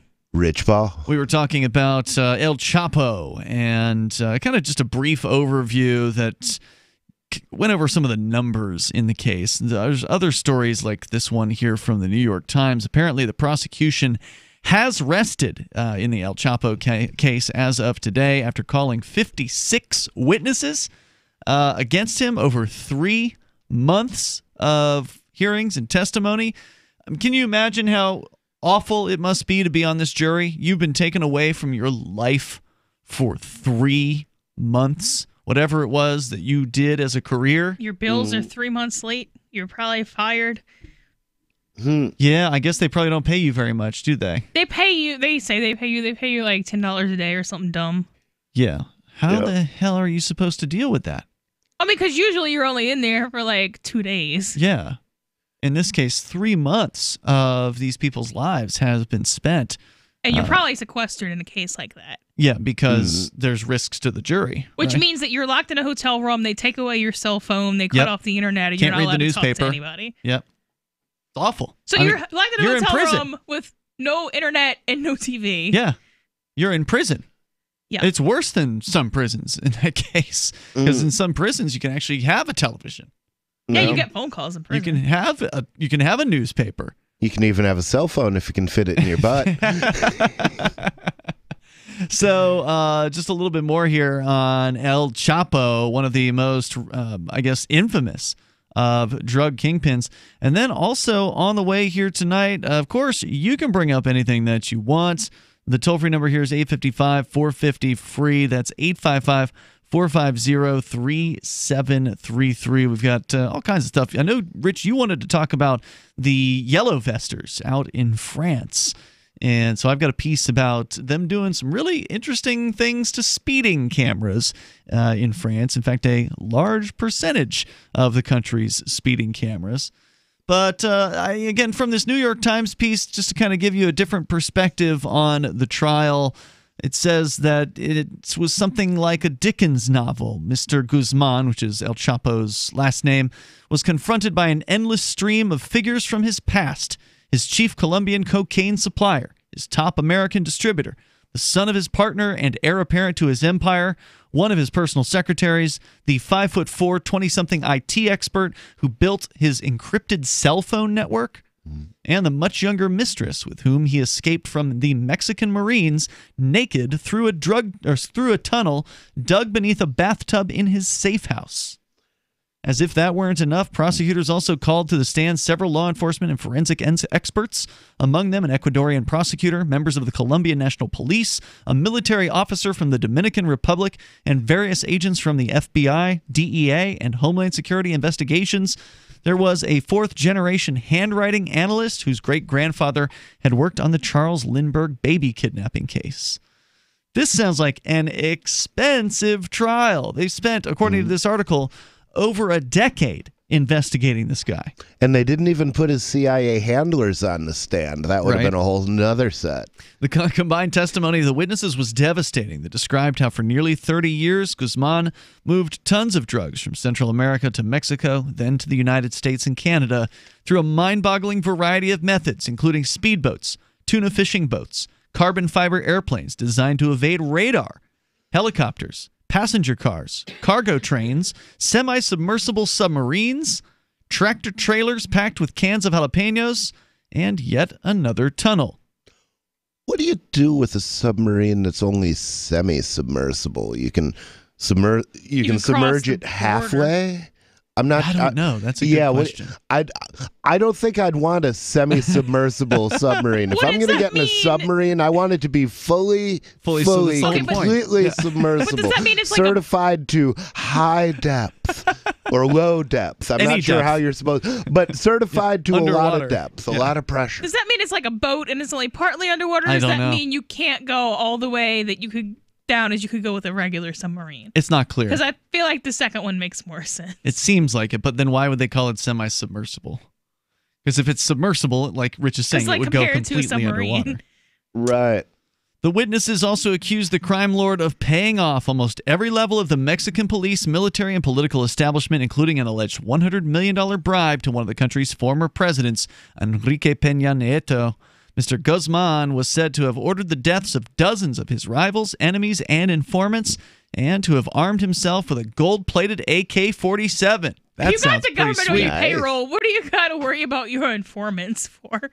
A camouflage-patterned M16 and at least 3 diamond-encrusted pistols, one with his initials on the handle. I wish people would quit doing that. Like, a gun is not for decoration. If you've got $1 billion, then yes, it is. But why? Like, you still have, because you can. Why not? Because it's going to mess up the function of a gun. Either Having you're diamonds on grabbing stabby diamonds, or you have diamonds getting stuck in your side. He personally killed, they say, at least 3 people, and ordered his men to bury one of them alive and dispose of the other 2 bodies in a bonfire. Beyond helping prosecutors substantiate the 11 counts in Mr. Guzman's indictment, witnesses painted a complicated portrait of the man himself. They told jurors how he rose from being a poor campesino in the village of La Tuna in the Sierra Madre Mountains to become a billionaire narco lord with a $10 million beach house, a fleet of private jets, a yacht that he named for himself, and a personal zoo. By the end of the government's case, jurors had heard stories about Guzman's temper, his grace under pressure, bottomless libido, workaholic nature, and the love of the limelight and obsession with spying on everyone around him. They learned about his failed vanity. It's not an obsession. That's good security. Well, right, because you never know when your right-hand man is going to turn against you. It's not paranoia when they're really out to get you. Exactly. They learned about his failed vanity movie project and even got to see a video of his underwear drawer. Why? Why do we need that? I don't know. Unnecessary. Prosecutors were able to assemble all of this because many have been working on the Guzman case because prosecutors like taking pictures of weird stuff for a decade or more. Well before the Kingpin was extradited from Mexico 2 years ago to stand trial in New York, he was already facing 6 separate indictments filed in 6 separate federal judicial districts. As one of the world's biggest drug traffickers, Guzman presented a unique target, and with some notable exceptions, building one of the world's biggest drug trafficking cases against him required a unique level of collaboration. Then they go on to rattle off the various government agencies that worked on this particular case. So just absolutely, interesting case. He has, by the way, informed the judge that he will not be taking the stand. So the prosecution has rested as of today. Defense will begin and talk about a tough client to defend in this case. This is going to be would be very interesting to watch this particular case. In fact, there was another story about apparently there's an actor who portrays him in some series called Narcos, which I'm not familiar with. It's a good series. I like it. So it's based on reality, is the idea? Yeah, the part I saw was season 1, which goes which talks about Escobar. Mm-hmm. I don't know if you've seen the meme that they use of the guy sitting all alone on a swing set That's a picture of Escobar from Narcos. No, I didn't know that. Okay. And then, so I guess the actor who portrays El Chapo in that series came to his trial today. And apparently El Chapo was happy about it. He waved at him and was happy to see that the actor who portrays him had come out to watch the trial. So anyway, you want to comment, you're welcome to join us. The toll-free number here is 855-450-FREE. Let's go to Naughty Goy. Oh boy, this I'm sure is not going to be good. Actually, I'm going to just put you back on hold because we don't have enough time. I don't like the sound of that. We don't have enough time. I got to make sure that our dump machine is built up here, and so we're going to make sure that we do that here coming up in a moment. We've been, Rich, since it's been a while since you've been on the show, we've had an issue with certain types of people infiltrating the phones here on Free Talk Live and then saying things they're not supposed to say on the radio. So we'll be prepared for this caller coming up here in moments. What types of people were they? The types of people that would have screen names like that, and also the types of people who are 15 and think it's cute to say bad words. More coming up. It's Free Talk Live. You want to know the 37 items you must have to survive a crisis? Then I've got some good news for you. Former CIA officer and New York Times best-selling author Jason Hansen is now giving listeners a free copy of his book, The Escape Bag Blueprint, 37 Items You Must Have to Survive a Crisis. You can claim your copy at freeescapebook.com. Don't delay. Jason reveals the guns, knives, flashlights, and water filters that could save your life in an economic collapse or grid-down event. Get your free book today, freeescapebook.com. freeescapebook.com. Bitcoin.com is delighted to announce their latest partnership with the gift card specialists at eGifter. With many of the world's leading brands on their roster, it is now easier than ever to get the gift cards of your favorite brands with Bitcoin Cash. To get started, just follow these simple steps. Visit giftcards.bitcoin.com, pick the gift card you want, follow the instructions on your screen, and make your payment using your Bitcoin Cash wallet. Sit tight and your gift card will be delivered to you as soon as it's ready. That's giftcards.bitcoin.com. There are basically two types of advertising, direct response and branding. Radio's great for direct response with its low cost to listener ratio, but audio can't be beat for branding, which is a longer-term endeavor. You want to be the first thing that someone thinks of when they think about your product or service. If you have a local business that you want kept top of mind in your community, call the station. If you need national reach, Free Talk Live's got around 200 radio stations, millions of monthly listening sessions, can suit all budgets, and if we don't think we're right for you, we'll tell you. Email me, mark@freetalklive.com. SmartCash is a peer-to-peer digital currency that is fast, secure, and easy to use. SmartCash is building a foundation that can support daily transactions for people everywhere. One feature that sets SmartCash apart is the SmartHive governance model and how the community can vote to fund the best projects with block rewards stored in the SmartHive project treasury. Unlike other cryptocurrencies with voting systems, SmartCash allows everyone to participate. One smart equals one vote. Learn more at smartcash.cc. This is Michael Dean from the Freedom Fiends. I've run websites since 1996 and have used over a dozen web hosts in that time. AgristHosting.com is the only one that hasn't broken my heart. Agrist Hosting's uptime and service is stellar, and their DDoS mitigation is the best I've seen. That's important because if you tell the truth in this world, you'll ruffle feathers. And some people will try dirty tricks to silence your voice. No matter what the haters hit us with, Agrist Hosting keeps our websites online. If you have a mission-critical commercial presence or a world-changing activism site, you cannot tolerate any skullduggery. So go with agristhosting.com. Have a WordPress or blog site, but you're not satisfied with performance or uptime? Or just want raw hosting? Want to pay with Bitcoin? Agrist Hosting specializes in high-performance hosting with personalized service. Go to agristhosting.com and click on the button that says Get Hosted. That's agristhosting.com.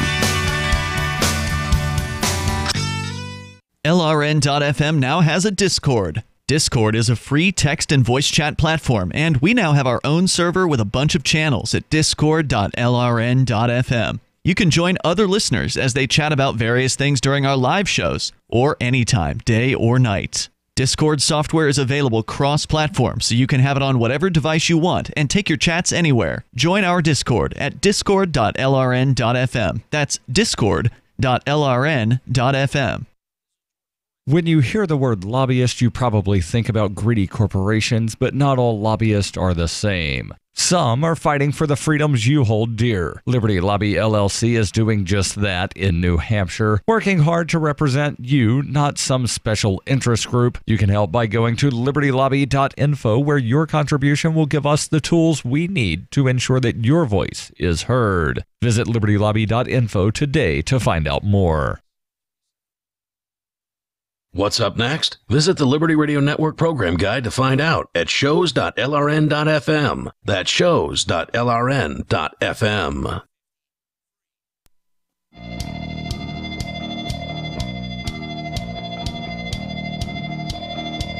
It is Free Talk Live. You're invited to join us here. The toll-free number, 855-450-FREE. That's 855-450-3733. We've got the Discord on-air call-in line rooms over at discord.lrn.fm.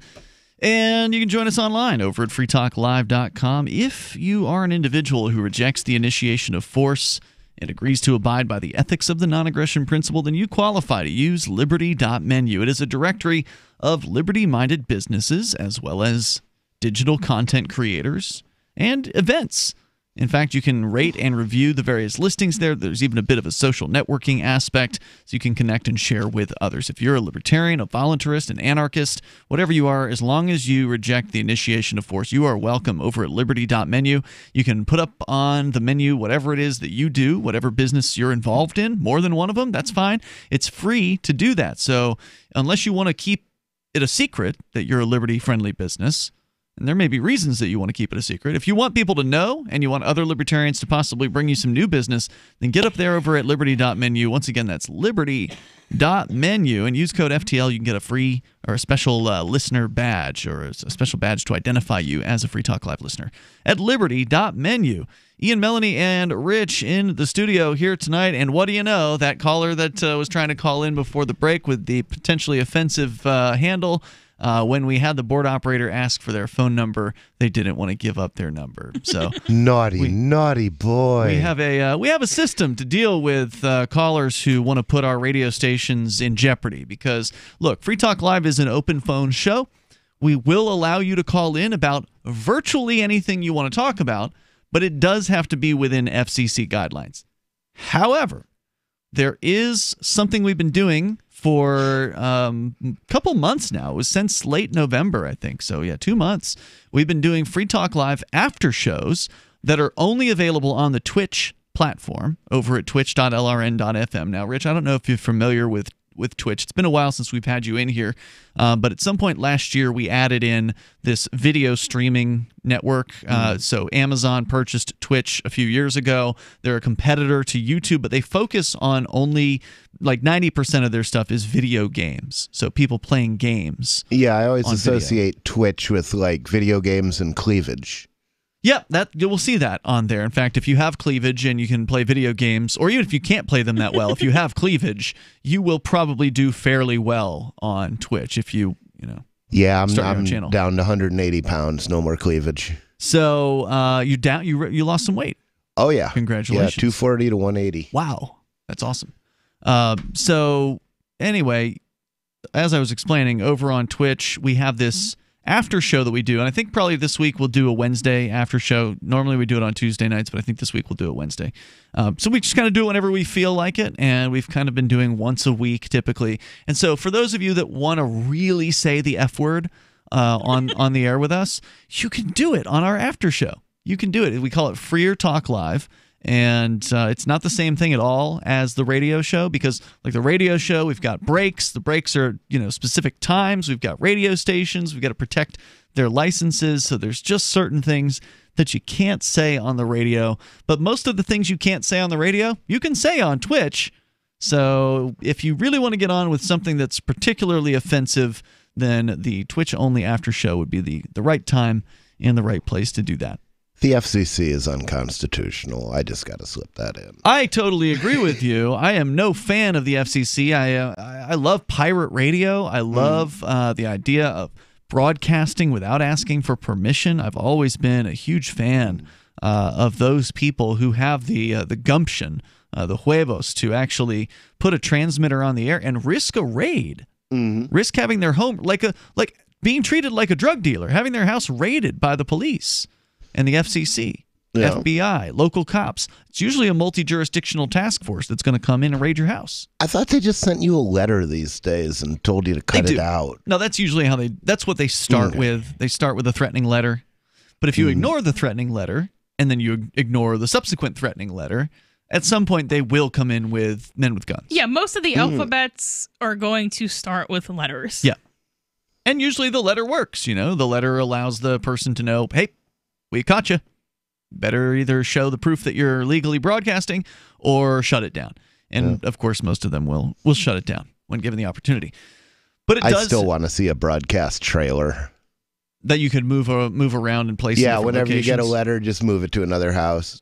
That's a great idea. The letter idea. wouldn't even go to you. It would go to somebody who owns property in the neighborhood where you're parked, I guess, maybe. That would become more possible the more liberty-friendly property owners we get. Because if you only have a handful of liberty-friendly property owners, you only have a few options as far as where you can park that trailer. Because you don't want to park it somewhere where it's not authorized. Otherwise, it'll get towed, right? Right. So. Well, I mean, the easiest thing to do is park it, like if you're in Manchester, just park it in city parking. Mm-hmm. Yeah. So battery-operated, basically? You charge up some batteries and let it run for some time? Yeah, probably battery-operated. Push it along with solar some if you can. Yeah, that would be nice. And I've heard solar's just move gotten a it lot every better. other day. I've heard solar is much more efficient now than it used to be. Yeah. So I wonder if you could take the trailer and outfit it with enough solar panels to actually run, say, like a 50-watt transmitter.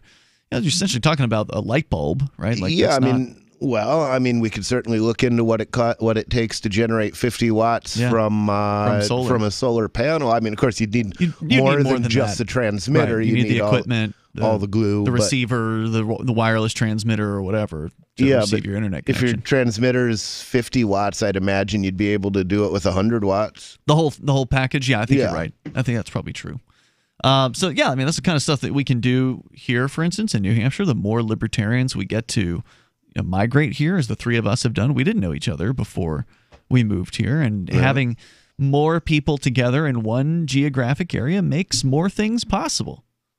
We actually just had a couple move in here last week, and they came to our cryptocurrency meetup yesterday, and they were super excited that they got to actually spend cryptocurrency in real life. Right. Because here in Keene and Portsmouth, to a lesser extent Manchester, but in these areas in New Hampshire, we actually have real businesses that accept cryptocurrency at their point of sale, and it's a real smooth process. It's easy to do, and they'd never done that before. Never and they're big into crypto. Like one of them's a crypto programmer. He works on Zcash. And, yeah, and he was super, excited that this was even possible. And then not only that, they've got there's a couple landlords that are cryptocurrency acceptors up here. So not only can they buy food and drinks with cryptocurrency, they could even pay their rent with cryptocurrency. Which, I mean, it's like that's amazing for people to be able to have that experience, and it's something that exists not by chance. It wasn't random that Keene and Portsmouth, New Hampshire became these cryptocurrency hotspots. It's because of the libertarian activists who moved here, who came together into the same place and did what it took to bring those businesses on board. And it was a lot of sweat selling that, luckily. It took some work. Yeah, it did. I mean, it wasn't a whole lot of work, but it did take some asking. It did take some follow-up. It did take some training. It did take some effort. And we were willing to put that effort in. There's more coming up here. If you want to join us, the toll-free number is 855-450-FREE, like freedom. This is Free Talk Live, 855-450-3733. Coming up, the protesters in France vandalizing speed cameras. It's heroic. Complement your health with hemp-derived cannabinoid oil. We've always believed that the closer to Earth, the better it is for our bodies. Our hemp-derived cannabinoid oil is phytocannabinoid-rich, full-spectrum, and organically grown. Finally, hemp made easy, clean, and effective. GCNhemp.com or call 877-878-4203. That's right, we cut through the red tape. It's now available at GCNhemp.com or call 877-878-4203. Anytime, any place, anywhere. Radio remains the most intimate of all forms of media. At home, at work, in the car, on smartphones. Over 90% of consumers still listen to radio every week. That makes choosing radio as a place to advertise your business one of the best decisions you can make. Email advertise@gcnlive.com and partner up with an experienced GCN representative. Advertise@gcnlive.com. Easy, affordable, effective. We have some good news. The indictments against Ross Ulbricht in the District of Maryland were dismissed with prejudice, meaning they can never be refiled. This is especially good because those indictments contain the only charge ever made that Ross engaged in murder for hire. This was a serious allegation that Ross Ulbricht denies. It was never prosecuted or ruled on by a jury, but was trumpeted by the federal government and the media as if it were proven fact. The Maryland court held these indictments for almost 5 years, poisoning Ross's case and leaving him under a cloud of unproven allegations.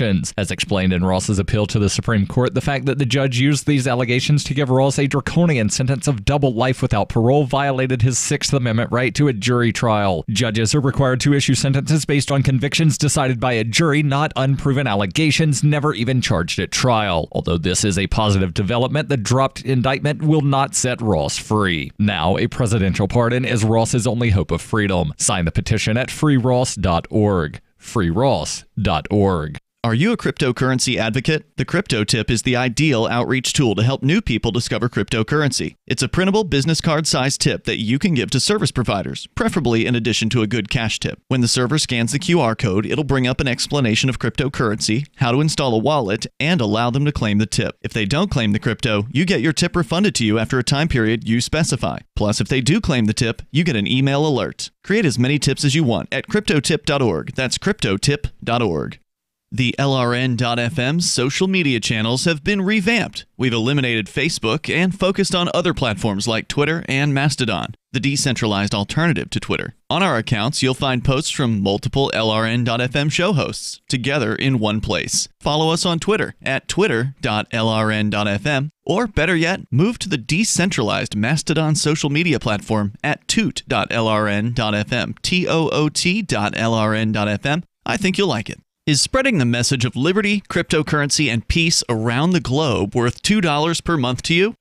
As you may already know, in addition to our internet feed, LRN.FM broadcasts on free-to-air satellite across North and Central America, as well as Sub-Saharan Africa. And we've been available on satellite for free 24/7 since 2010. The LRN.FM free-to-air satellite signal is reaching some of the most oppressive regimes in the world, and there's no doubt our ideas are making an impact. You can learn more about the channel's impact by watching the 3-minute video at fund.lrn.fm. If you'd like to help free minds globally with our ideas of liberty, cryptocurrency, and peace, you can donate as little as $2 per month via fund.lrn.fm. You can help us continue and expand our satellite broadcast to multiple continents. Visit fund.lrn.fm today, and thank you for your help. Don't forget to share the link on social media. That's fund.lrn.fm. Join the LRN.FM Discord for live chat 24/7 at discord.lrn.fm. That's discord.lrn.fm.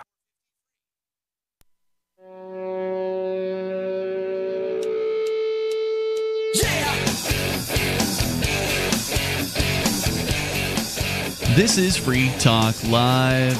You can dial in toll free here. Our number is 855-450-FREE like freedom. That's 855-450-3733. We do have the Discord on-air call-in line rooms over at discord.lrn.fm. Here in the studio tonight, it's Ian, Melanie, and Rich Paul. So as I said, we got the story on the way here about the protesters, the yellow vest protesters. You've been fascinated by these people, Rich. Yeah. Well, you know, these are people that are going out and the police are beating them and killing them and putting their eyes out with rubber bullets, and they keep coming back. So that to me is I mean, you gotta love the huevos. Yeah. And, you know, the other thing that I think that's inspirational to me about them is if you look at their vests, there will be other markings on the vests that they have added frequently. And these are the vests they're required to have in their vehicle by the French government. Right. That's why they all have them. Right. But they'll put markings on the back. I've seen them with hammers and sickles. I've seen them, but I've also seen them with a lot of other symbols. And they seem to have put aside the differences between factions and come together against a common enemy. And that is something that I envy. Because that level of organization, that level of solidarity. Exactly. I mean, I'm one of the organizers of the Yellow Vest World Awakening New Hampshire branch. Really? And yeah, I am. Never heard of it.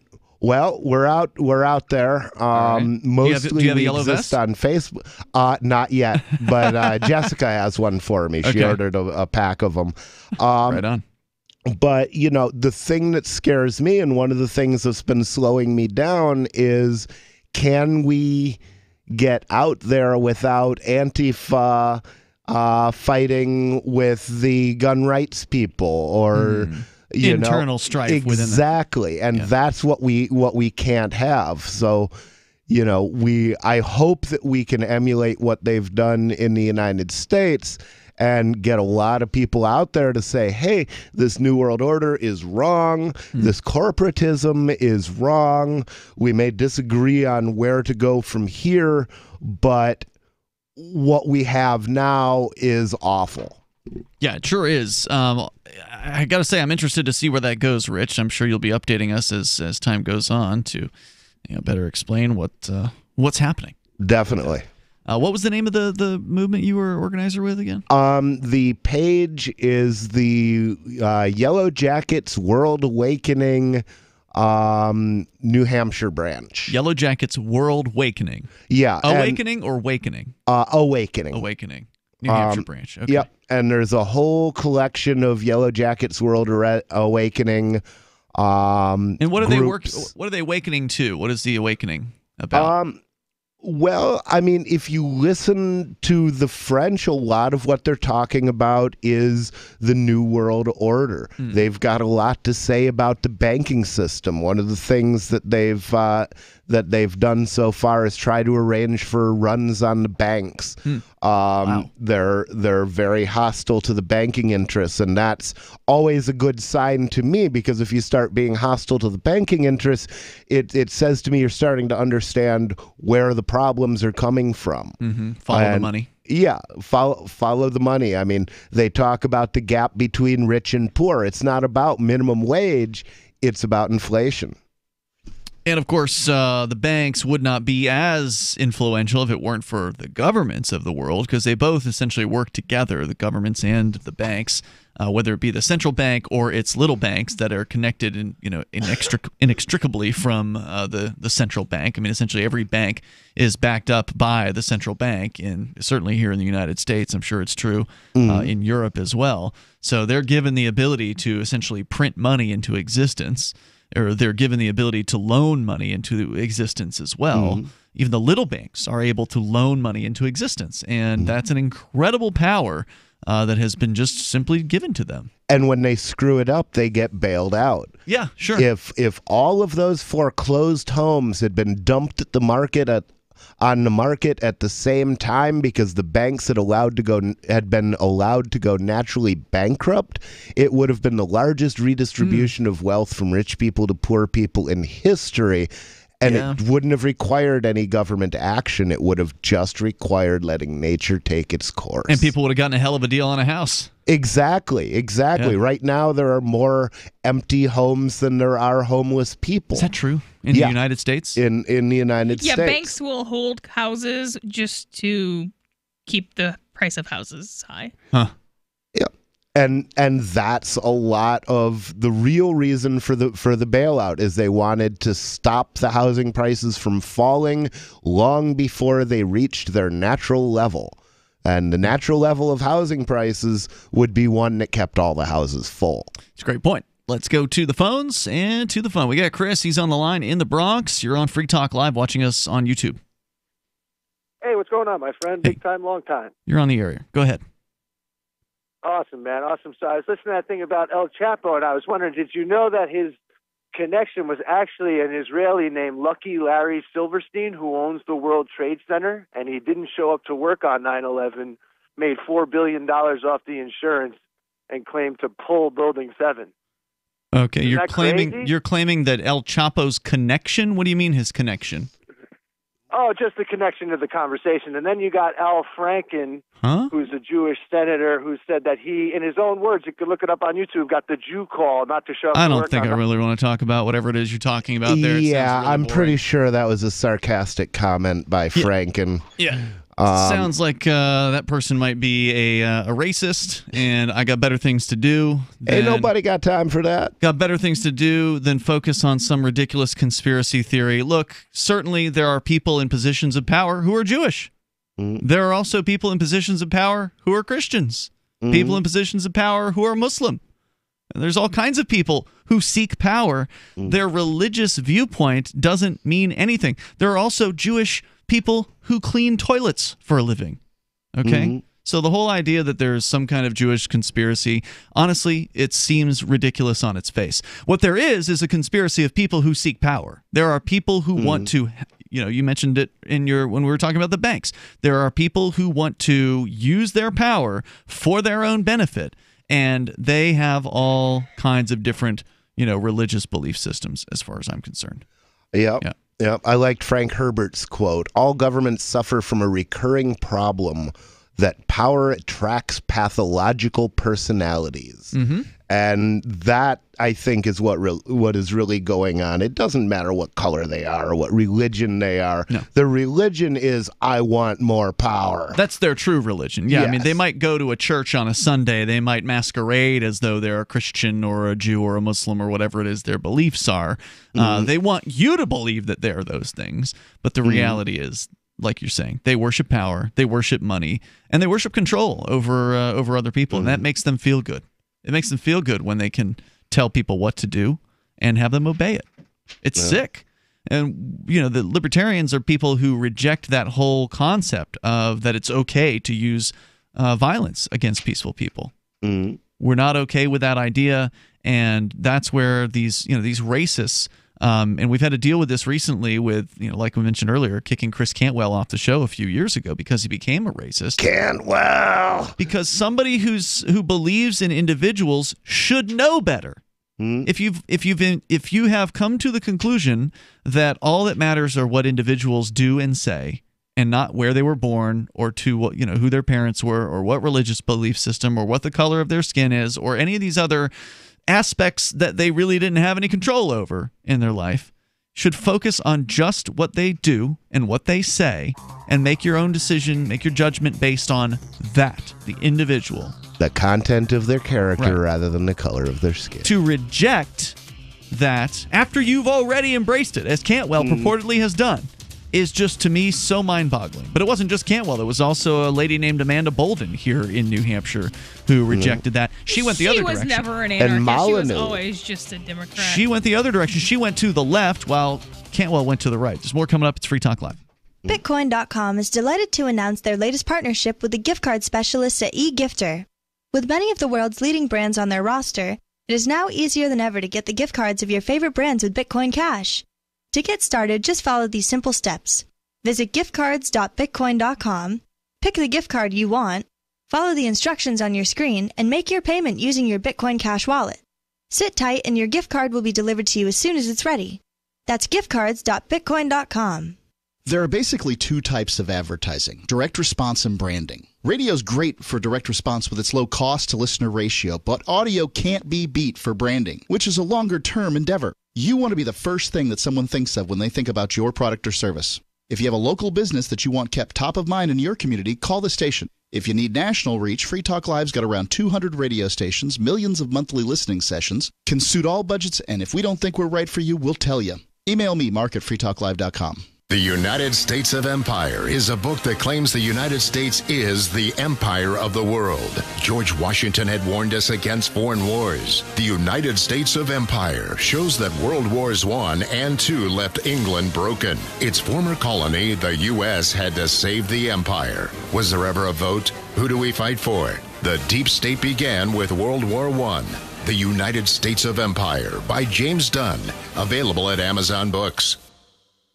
You may need this herbal tea for relief right away, so write this down. DRMILLERS clinic.com. If you take meds, then suffer stomach distress, constipation, indigestion, acid reflux, and bloating, and nothing else helps, get Dr. Miller's Holy Tea or Super Holy Tea, a cleansing, detoxifying herbal tea now available at great rates direct from Dr. Miller's office. Call or click 888-660-7039 or DRMILLERS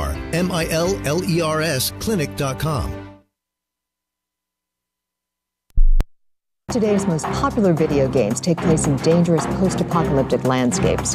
But are these games doing enough to prepare our kids for the actual post-apocalyptic future we will all soon face? I think these games are quite effective at teaching our kids skills like finding shotgun ammo and leading elite squads of super soldiers. But these aren't the advanced skills that they're going to need. They're going to need the more practical skills like how to find drinking water by collecting the morning dew in human skulls. Or how to deal with depression when the sun is blocked out for 500 years by a cloud of radioactive dust. Absolutely. Now, that's the type of knowledge these kids are going to need when their world has been turned into a brutal hellscape. But these kids said that they know how to find items to barter at weapon shops and how to use medicine packs to heal zombie bites. The games make it all seem deceptively simple. I mean, in the future, a kid's not going to be able to kill a 6-foot-long irradiated beetle just by pressing a few buttons, and he's going to have to get down there with an axe and hack and hack and hack.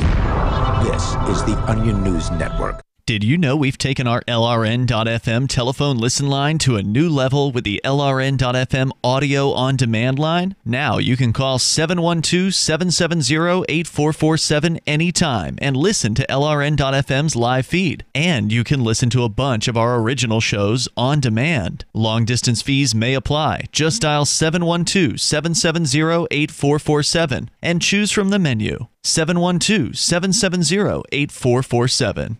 Free speech is protected on the internet, right? Not always. Government agencies try to limit free speech and commerce on the net. Luckily, when they do, the Institute for Justice is there to defend your First Amendment right to free speech. IJ helped set the first federal precedent for internet free speech in 1999, and ever since has worked to prevent unconstitutional roadblocks in cyberspace. Visit our website today at ij.org. You're listening to the best liberty-oriented audio streamed around the clock, on the air, and online. This is the Liberty Radio Network at LRN.FM. This is Free Talk Live. Dial toll free and join us here. Our number is 855-450-FREE, like freedom. That's 855-450-3733. Free Talk Live brought to you by Smart Cash. It's a peer-to-peer digital currency. It's fast, secure, and it's easy to use. Smart Cash is building a foundation that can support daily transactions for people everywhere. There's a lot of great cryptocurrencies out there in the world. Smart Cash is certainly one of them. They've got some neat things that make it unique in the world of cryptos. The Smart Hive governance model, which actually allows anybody who has Smart to cast a vote. So that's smart. Yeah, there's proposals that anybody can make with a very small amount of Smart. So it doesn't cost a lot to make the proposal to the Smart community, the Smart Hive. And then anybody with a Smart, and one Smart's less than 2 cents the last I looked, was less than 1.5 cents the last time I checked. But so if you got one Smart, you've got one vote. Meaning if you've got more than one Smart, you have more than one vote. On the Smart Hive Project Treasury. There's also Smart Rewards, which is a price stabilization mechanism and a way to encourage long-term holding, which is one of the keys to the project's success. The way you earn Smart Rewards is you have to hold on to at least 1,000 Smart, so less than $20 worth of it. Hold on to 1,000 Smart at this point, and then you hold it for at least a month's time and don't make any outgoing transactions from the wallet. And also, you have to control the keys to that wallet. So it has to be your wallet. You can't use like an exchange account or something like that. And then if you hold it for at least a month, you're going to get Smart Rewards. And then if you hold it for another month, you'll get more Smart Rewards. So again, the trick is to not spend out of the account. If you spend out of the account during that month, you won't get the Smart Rewards. So if you've got you can have a Smart Rewards wallet that you just hold, you just save basically. It's like your savings wallet. and then you should have another one that you can spend from, because you don't want to spend from the one that you're doing your savings with. Right. Check it out over at smartcash.cc. That's smartcash.cc. Let's go to the phones to your calls and thoughts. Tom's in Hudson, New Hampshire. You're on Free Talk Live. Hello, Tom. In 2018, Mark Tippett ran for governor of Texas on the Libertarian ticket. Okay. His campaign website says, I will not stop fighting to end the war on drugs in America. Great. Okay. Never heard of him, but that's great news. Well, that's because you live in New Hampshire. A lot of people in Texas, however, would probably ham up that taunt where, they squint and look puzzled and say, who? 98% voted against him. Mm-hmm. And they can ham up that. They can go down to Herman Hospital in Houston right now and ham up that taunt and say, who?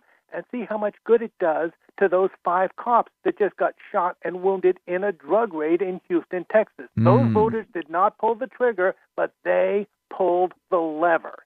And it's their own fault. They voted wrong. They pretend they never heard of the Libertarian candidate, or they refused or failed to do their homework. Mm-hmm. They're going by whatever their TV spoon feeds them. They go out and they get up off the sofa during the commercial and the soap opera and bring, these candidates stuff in my mailbox with all this junk, and they throw it out, and they go by whatever their TV spoon feeds them when the TV stations are just out to make money with something that's exciting. And the Libertarian stuff is boring. So they know that. I don't agree. I think it's pretty exciting to talk about ending the war on drugs. That's a controversial issue. Yeah, well, it's like the football game gets big coverage because a lot of people will watch the football game. The chess tournament doesn't get people watching it because it's for people who can think. Yep, that's true. See how much good it does to stand there in the emergency room of Herman Hospital in Houston, Texas, where 5 cops chose to get themselves shot and wounded. None of them are dead yet, but 5 of them got rushed to that hospital. And you stand there and say, who? And see how much good it does to those 5 cops. See, I don't want to do any good to those 5 cops. Those 5 cops busted down the door of an innocent person and got a big hunk of lead in the face, which is what they deserve. Yeah, that's kind of what you should expect when you're doing a B&E. You know, I mean, especially if you're doing a B&E in Texas, that's kind of stupid. Yeah, I mean, wrong, you do a home invasion, cops get shot. Hot flying lead. Well, I get what you're saying, though, Tom. You're saying if it weren't for the war on drugs, these cops wouldn't be dead now. And so for the people who supposedly... they're not dead. They're not dead. Oh, I'm sorry. I thought you said 5 cops got shot. They're just shot. They got shot, but not killed. They wouldn't be shot now. They were badly shot. That's correct. And so, and then the person missed killing shot. Yes. Robert Heinlein, always beware of strong drink. It may lead you to shoot at tax collectors and miss. So, Tom, your point, though, is for people that do like the cops, that want to see the cops survive, you're saying these cops were put in unnecessary danger because of the war on drugs, and that otherwise they would not have been in that situation. People who voted for the candidates who don't want to legalize drugs.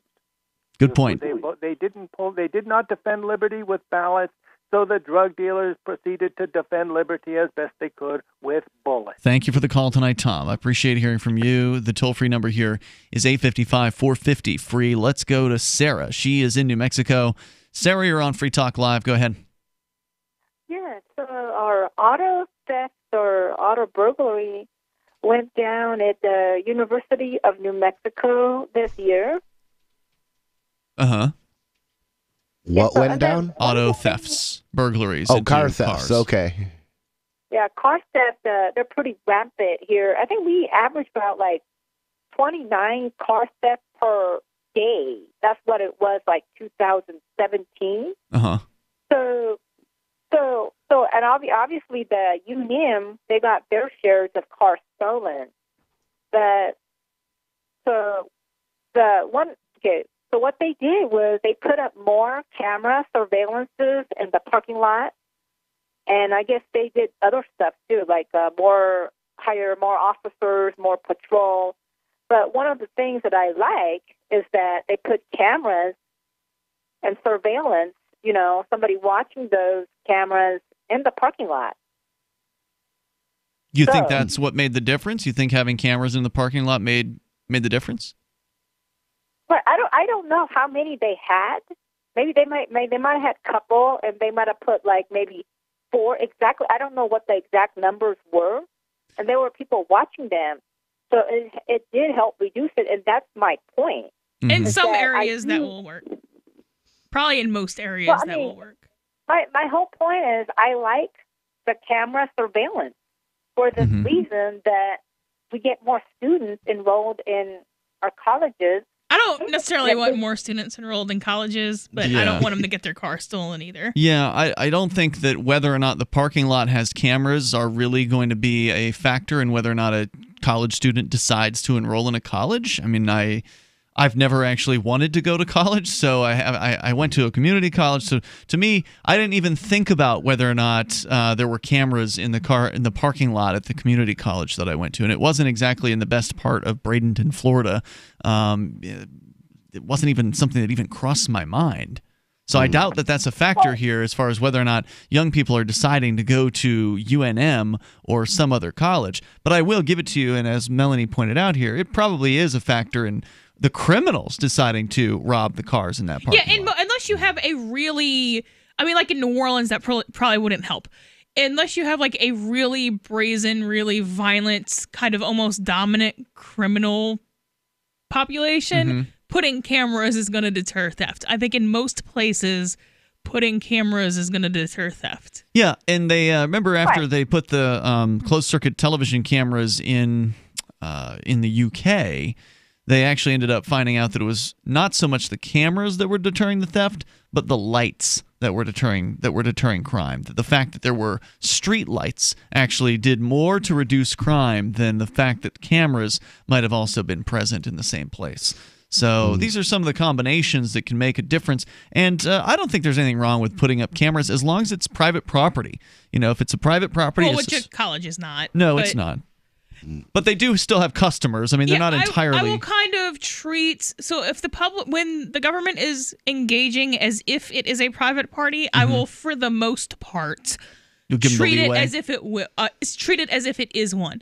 So if the post office says you have to stand in line here, I'm not going to be like, well, I'm homesteading this part of the desk. And I can technically, in compliance with the non-aggression principle, I can do that. But it's kind of an a-hole move. Well, yeah. So if the college has a parking lot and they're like, we have cameras in our parking lot, like, okay, it wouldn't bother me if a private institution did that. So I'm not going to be particularly bothered by it if the state of New Mexico? Yeah. Well, because they still have customers, even though they're not a true market-oriented agency. They still have to some extent, satisfy their customers. Because as we've seen here in Keene, there's a college here in town where their numbers have been going down. Their numbers of students that have been applying there are going down, and there are different reasons for that. But regardless, if they don't fix whatever those problems are, they're going to have some serious funding issues if they lose half their college population. They've already lost a few hundred of them, from what I understand. Thank you, Sarah, for the call tonight. Toll-free number if you want to join us in hour number 3, which is next, 855-450 free. We'll talk about vandalizing a different type of cameras, speeding cameras. Pain in my neck, back, and shoulders has really gotten worse. Relief for body pain is here with Sunny Bay heating pads. Well, the last thing I want is to take another pill, so what's so good about Sunny Bay heating pads? Sunny Bay heating pads, made by Biomed DB Design right here in the USA, come in all sizes. Our extra large microwavable heating pad for back pain is designed to be large enough to cover your entire back. It's also perfect to wrap around your legs, knees, or shoulder and neck. But I need to know they're good quality. Of course, Sunny Bay heating pads and pillows are often an Amazon choice, and it's easy and most affordable when you purchase your Sunny Bay heating pads right from our website, sunshinepillows.com, or call us 253-678-1361. Hey, a Sunny Bay heating pad would make a great gift, right? Yes, and they start at just $19.99 and free shipping is available. So call 253-678-1361 or shop for your Sunny Bay heating pad at sunshinepillows.com. There are basically two types of advertising, direct response and branding. Radio's great for direct response with its low cost to listener ratio, but audio can't be beat for branding, which is a longer-term endeavor. You want to be the first thing that someone thinks of when they think about your product or service. If you have a local business that you want kept top of mind in your community, call the station. If you need national reach, Free Talk Live's got around 200 radio stations, millions of monthly listening sessions, can suit all budgets, and if we don't think we're right for you, we'll tell you. Email me, mark@freetalklive.com. If you want to know the latest about Free Talk Live before we go on the air, all you need to decide is how you want it delivered. It's your choice. Visit news.freetalklive.com. You can get emailed announcements and participate in contests via our email updates list. Plus, we have a Twitter account that you can follow and a Facebook page where you can become a fan. So visit news.freetalklive.com to get news about Free Talk Live as soon as it's announced and the way you want it delivered at news.freetalklive.com. That's news.freetalklive.com. You're listening to the live edition of Free Talk Live. Hour number 3 is next after the news here on the Liberty Radio Network at LRN.FM. This is the Liberty Beat, your daily source for Liberty news and activist updates. Produced in partnership with SNLS News and listeners like you. Online at snls.news.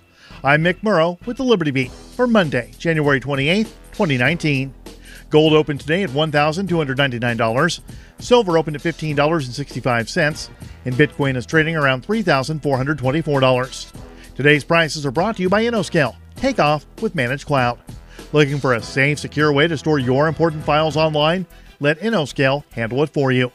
Their high availability cloud servers are the perfect solution for clients needing one or more secure, scalable servers with built-in hardware failover protection. For details, see them online, innoscale.net. In the news, the White House has not ruled out military intervention in Venezuela and has issued a strong warning to the country's president, saying that any violence against American diplomats or National Assembly President Juan Guaido would lead to significant response from the United States government. The warning was issued to President Nicolas Maduro on Sunday.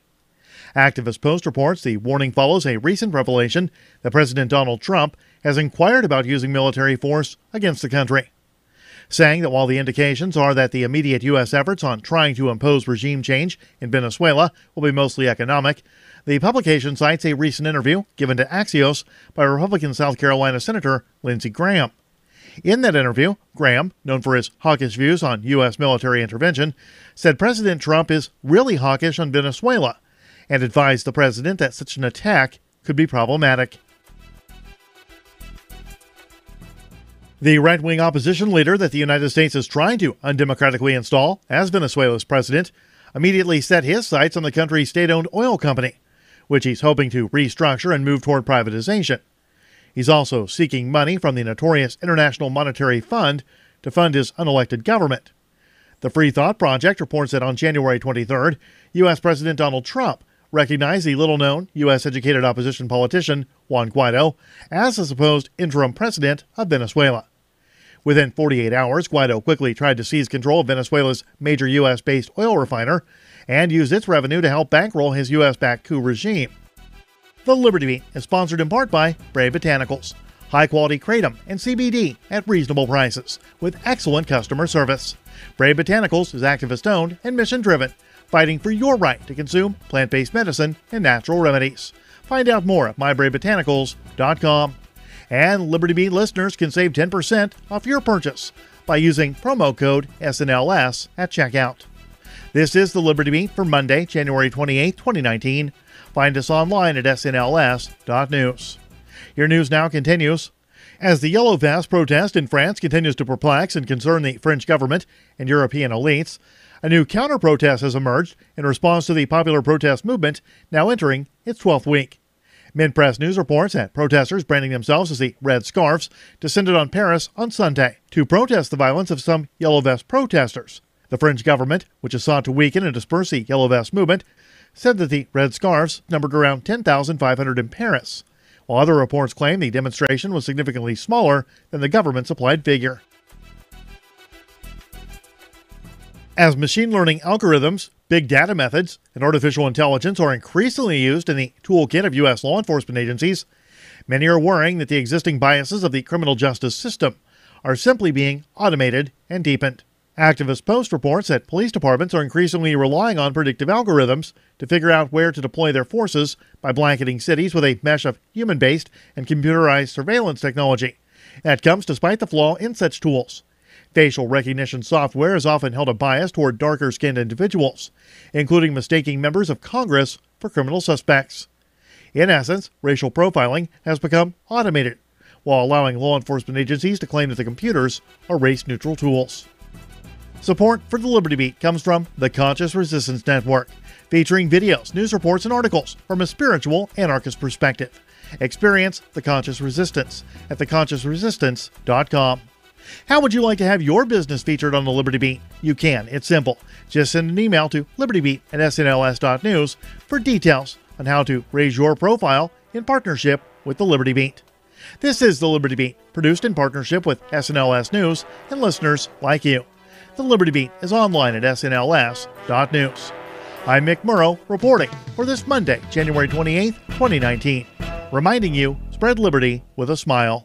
Despite being objectively awful people, newly engaged couple Ross Bird and Jessica Black want their upcoming wedding to really reflect their personalities. We're pulling out all the stops to have a kind of wedding that just screams us. Yeah. We're going to have a bluegrass band playing 80s pop songs. Because Ross loves bluegrass, but I love 80s music. And then at the end of the ceremony, this is great, we're going to pass out sparklers to all the guests. Sources claim that a bunch of candles in mason jars and an Instagram photo booth will truly capture the essence of the insufferable pair. We didn't want some big, stuffy ceremony. Yeah, it should feel more like a fun dance party for our friends. Because the night's about us, yes, but I mean, it's also, about the people who make us, us. Yeah, exactly. Yeah. And those people love us exactly for our uniqueness. Sources hoped with every fiber of their being that these two would be divorced within a year. This is the Onion News Network.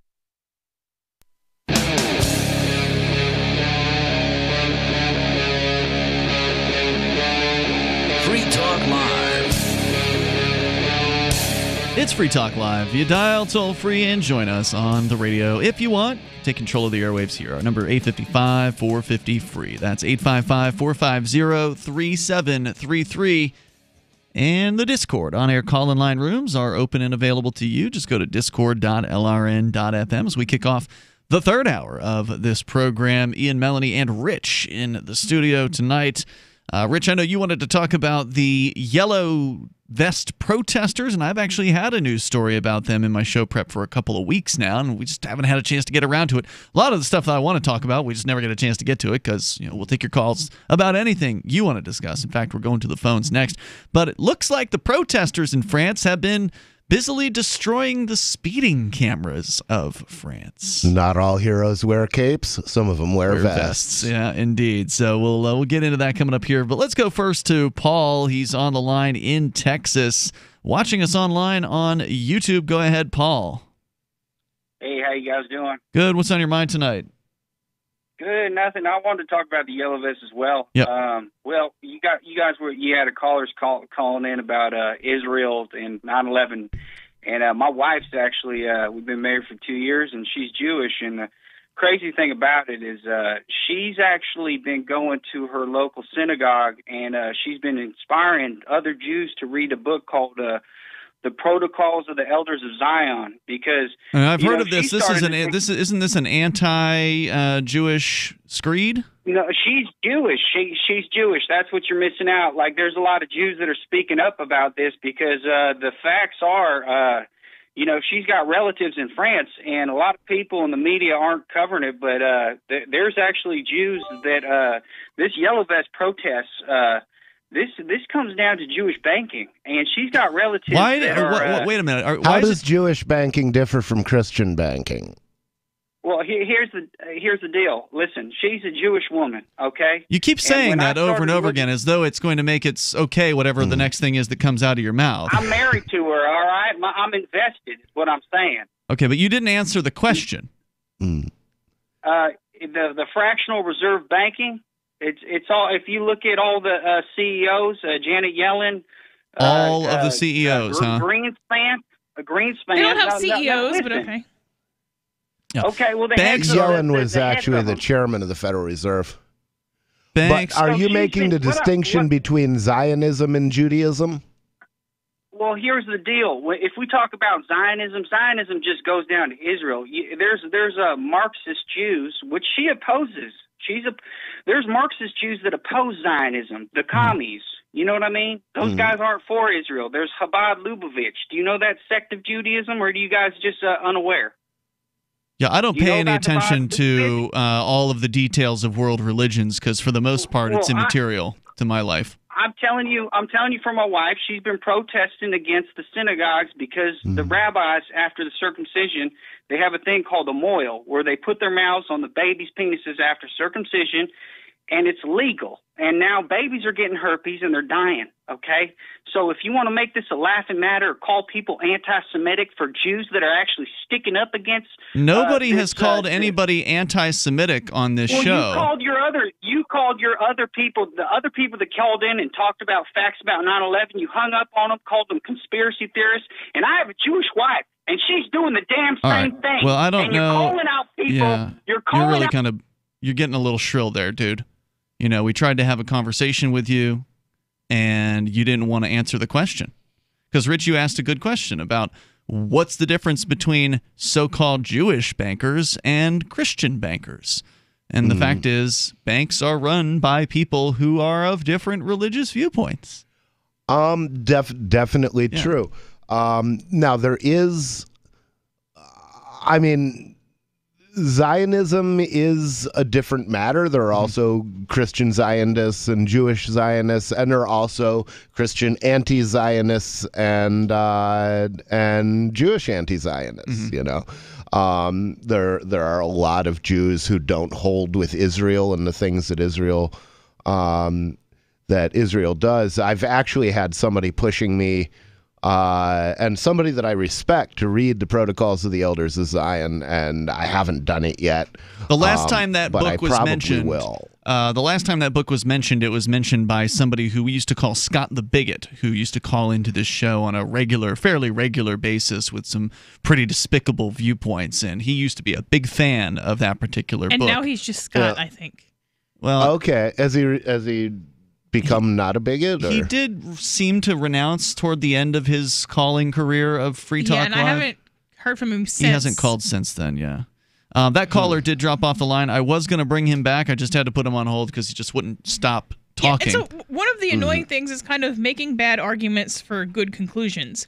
Fractional reserve banking is horrible and it should be ended. Right. But to blame it on Jewish people is ridiculous. But if you're going to say fractional reserve banking and Zionism and some secret book and so now you're making bad arguments that you can't even back up. Yeah. So you're making the premise seem ridiculous. Like the CIA doesn't need to hire anybody because you're doing it for them. Fight against fractional reserve banking. Yeah, if I could just make every essential banker on Earth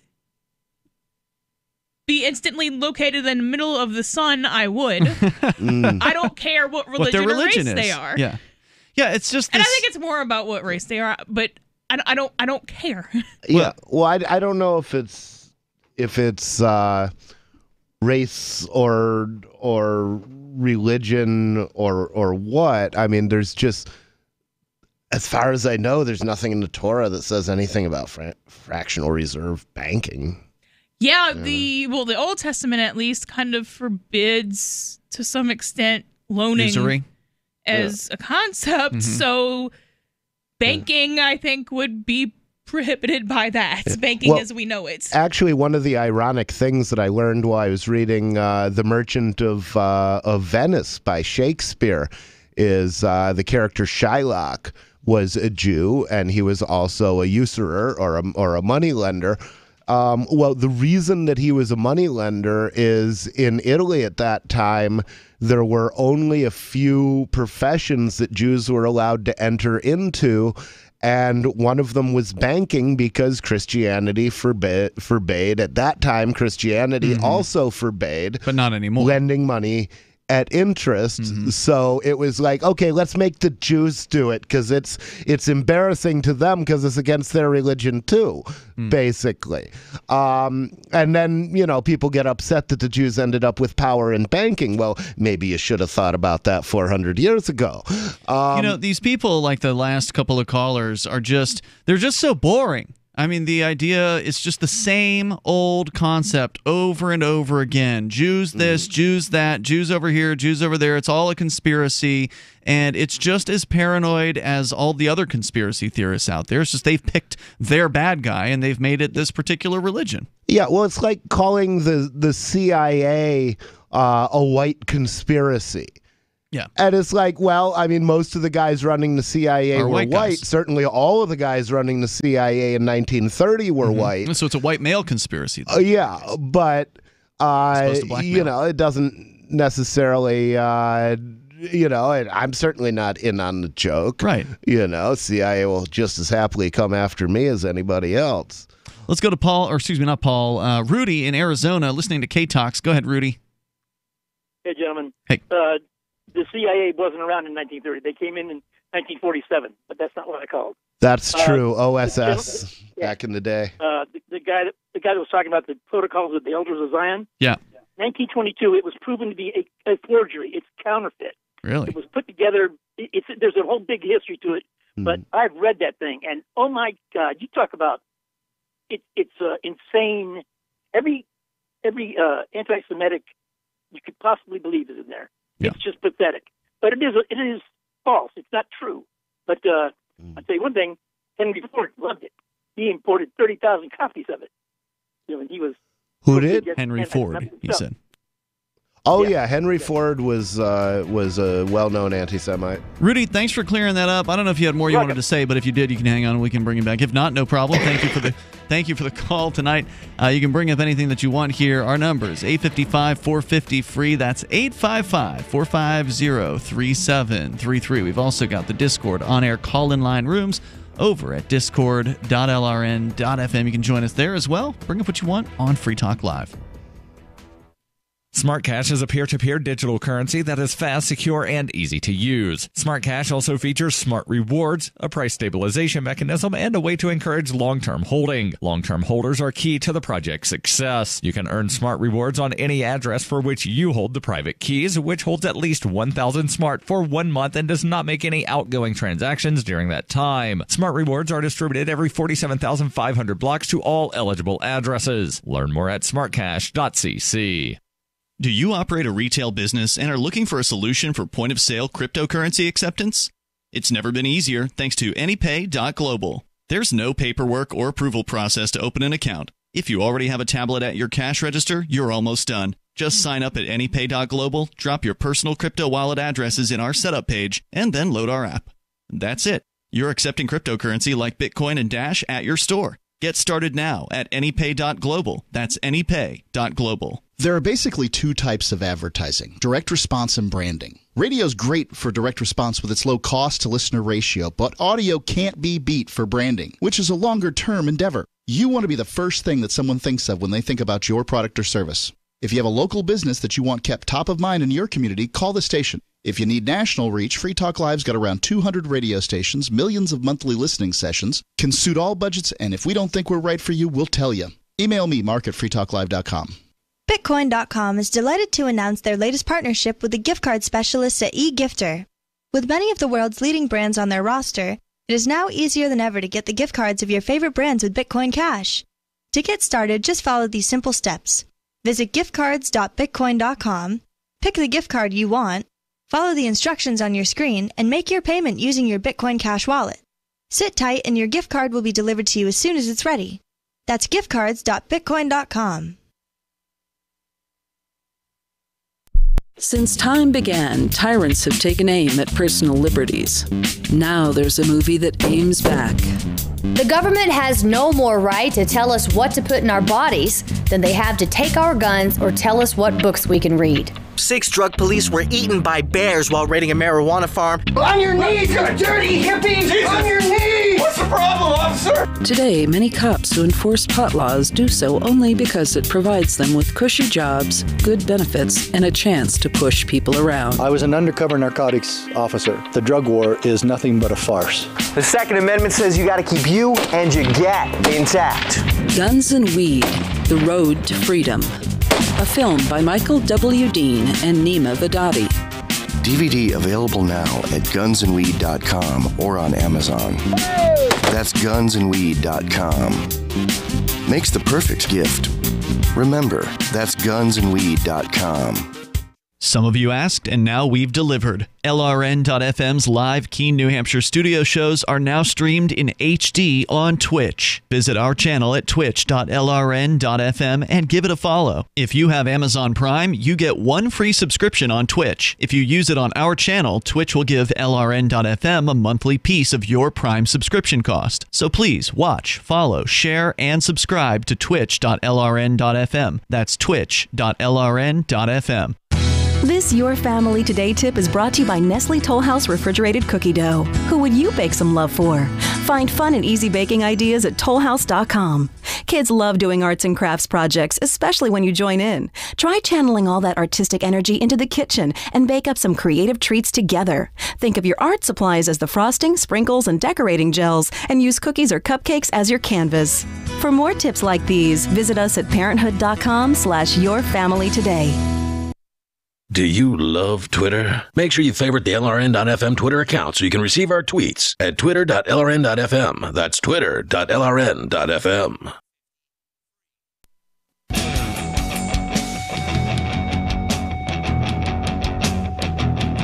It's Free Talk Live. You dial in toll free, take control of the airwaves, and bring up anything that you want. Our number is 855-450-FREE. That's 855-450-3733. Bitcoin.com. It's your premier source for everything Bitcoin related.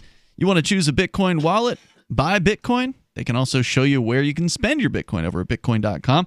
Plus, read the latest news or engage with the community on the Bitcoin forum. Just go to Bitcoin.com. And there's also a great Bitcoin Academy that'll show you the basics of Bitcoin. If you're brand new to it, it's a great place to go.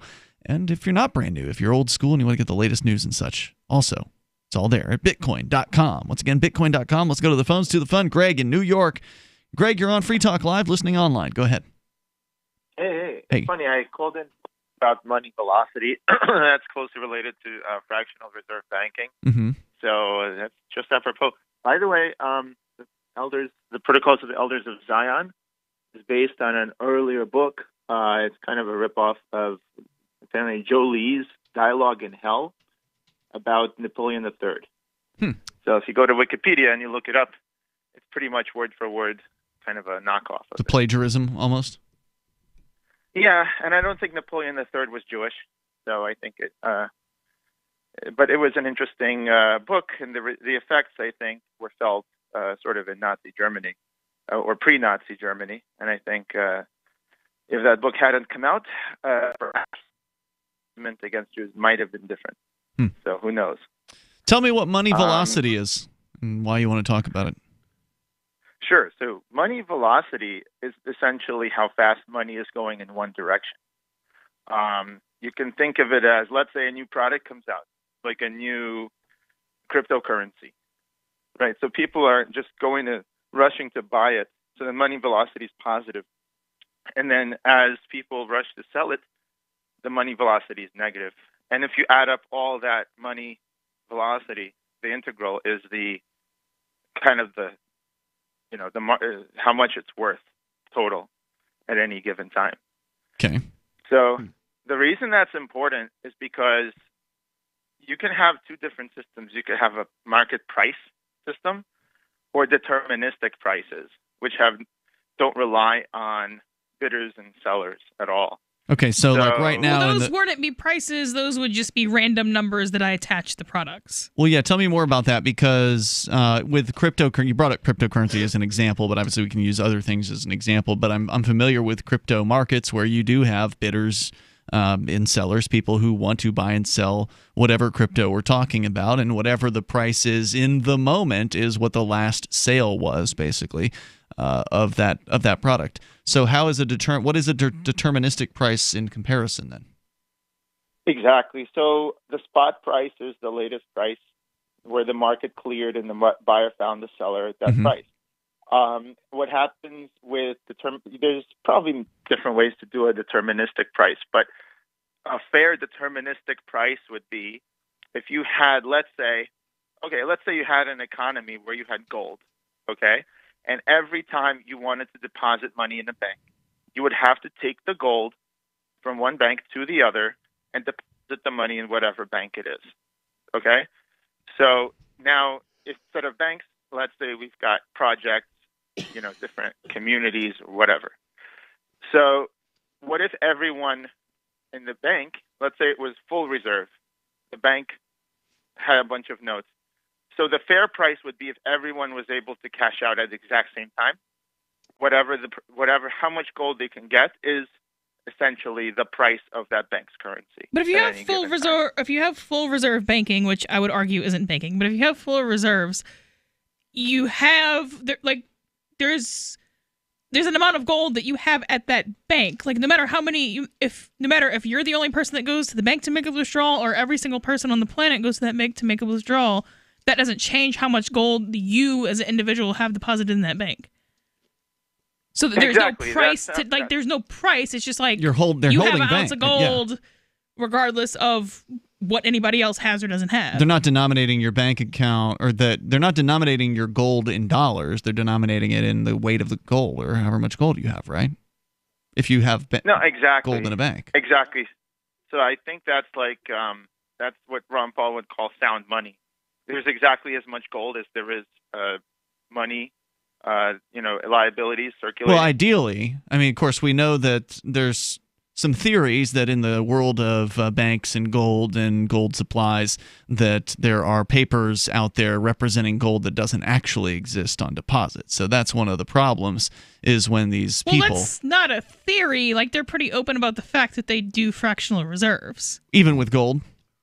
I didn't know they were open about that. I thought they were just being fraudulent in that case. I think you're talking about... I think what most people don't know is that it's widely believed that most or all of the gold in Fort Knox has actually been lent to short sellers and sold a long time ago, which would mean that A, there's no gold in Fort Knox, and B, all of the short sellers are bankrupt because the price of gold has gone up significantly since then, so it's not coming back. There are places that I don't know that they're open, say, in their marketing, but which is kind of why you should not necessarily buy storable commodities on an exchange. They have exchanges that sell, quote, gold that run at fractional reserves.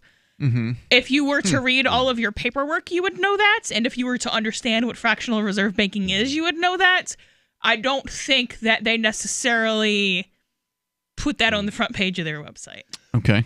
Yeah, well, even the Chicago Commodities Exchange, when I worked for Citibank, I was trying to get physical delivery of silver from the Chicago Commodities Exchange, and it just was... It's something that in theory you can do, but no broker I talked to was able to tell me how to actually get a hunk of gold delivered. No one's ever asked. Well, with no physical delivery, there's nothing to keep the exchange honest. So that would be equivalent to fractional reserve, where they're making up numbers that kind of mirror gold prices, but they're just selling they're pieces not of really paper. Gold prices because they're not selling any gold. Right, they're selling you a piece of paper saying they're basically fraudulent notes, gold. which is what U.S. currency and all country currency that I'm aware of is. Right, that's true. Greg? Well, yeah, we kind of got into the weeds. I think one guy, by the way, had oil or some kind of, I forgot, he had to take delivery of it, and he stored it in his basement. Mm-hmm. And it's very dangerous because I forgot what it was, but it wafted up to his room, and it's very dangerous to store. Having giant vats of oil is much dangerous. safer than petroleum. Gold and to store. silver is a little bit easier to store. Right. Yeah. Just less reactive. Don't let it fall Significantly on you. less reactive. Yeah, big chunks of it you don't want to hit you in the head, though. That could be bad. That's true. No, that will react. I wanted to submit this economic system to you guys and see what you think of it. Imagine you've got the banks with the gold, and the banks are able to issue as many notes as they want, okay? Kind of like, let's say they do universal basic income, and they give people, load it up on their wallets, right, every day. So they dilute the currency. But if, let's say, the network knows that right away, and each coin is proportionately less. So if they... Well, it's not proportionately less if they're just issuing it whenever they want. Hang on, Greg. I want you to explain this again coming up here in a moment. We'll continue with Greg. He's got an idea. He wants our opinion. It's economic. You're welcome to weigh in as well. The toll-free number is 855-450-FREE, like freedom. This is Free Talk Live. A doctor's office visit for erectile dysfunction on my smartphone? That's crazy. No, that's the bestedpill.com. ED can affect 40% of men by age 40. Now, there's a 95% less expensive option than Viagra. After a live confidential video consult with a fully licensed doctor, we ship medicines fast, free, and direct in discreet packaging. Read thousands of 5-star reviews. Click thebestedpill.com. That's THE bestedpill.com, the online doctor's office. Most of you know that heart disease is the #1 silent killer in the U.S. What if I told you for just $54.95 a month you could fight against heart disease naturally? At Heart and Body Extract, we've been helping thousands of people get back to a healthier heart. Don't just take my word for it. Check out all of the success stories at hbextract.com, or to order, call 866-295-5305. That's 866-295-5305. hbextract.com. Don't risk it when you can take charge of it. The warning signs. First, he made me feel special. He promised he'd look after me, provide for my future. He broke every promise he made. Millions of Americans afflicted. I was ready to leave, but he told me he'd change. So I gave him another chance. I was such a fool. The consequences. Things only got worse. He started making my decisions for me, about my job, my kids' education, my money, my safety, my future. He took away my choices, but I kept going back to the same politicians. The diagnosis? Battered voter syndrome. I fell for the same old lies. They were just playing with my emotions, telling me what I wanted to hear. That's not right. If you're tired of the two-party system but want to support a principled Libertarian Party, check out the Libertarian Party of New Hampshire at lpnh.org. That's lpnh.org. What do you shop for that you could otherwise buy at Amazon? Pretty much everything, right? Amazon has competitive pricing and they deliver, and that's a big plus. If you could plan ahead in your shopping, would you be interested in saving up to 33%? There's a catch. You have to do your shopping in Bitcoin. But imagine those savings. It's like a huge raise. All you have to do is go to saveitpurse.com. We've saved thousands, and you can too. Plan ahead and save. Saveitpurse.com. So you've heard all 3 hours of the latest episode of Free Talk Live, and you're still hungry for liberty-oriented audio content? Did you know that we have another 24/7 audio stream at LRN.FM? The Liberty Radio Network airs the latest episodes of some of the best liberty-oriented podcasts on the internet around the clock. In addition to recorded content, you'll also hear live shows like Free Talk Live, originating from our Keene, New Hampshire studio. So listen anytime at LRN.FM. That's LRN.FM.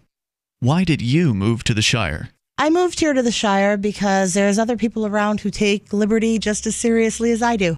I moved to the Shire because I saw videos of people challenging authority and thought that I could get support myself. It called to me, like, do this, right now. I wanted to be around people like me who got it, and once I got here, I knew there was nowhere else that I wanted to be. I've always wanted to change the world, so I moved to the Shire to join people who were actually working towards doing the same thing. The people here are awesome, loving, and positive. It was for the adventure and for the feeling of something important is happening here, and I just wanted to come to sort of be part of that. Visit ShireSociety.com to read and sign the Shire Society Declaration and learn the reasons why, if you love liberty, you should immigrate to the Shire. Plus, connect with others via the forum at ShireSociety.com. That's ShireSociety.com. You can put the Liberty Radio Network on the air in your area. Visit broadcast.lrn.fm to learn how. Broadcast.lrn.fm.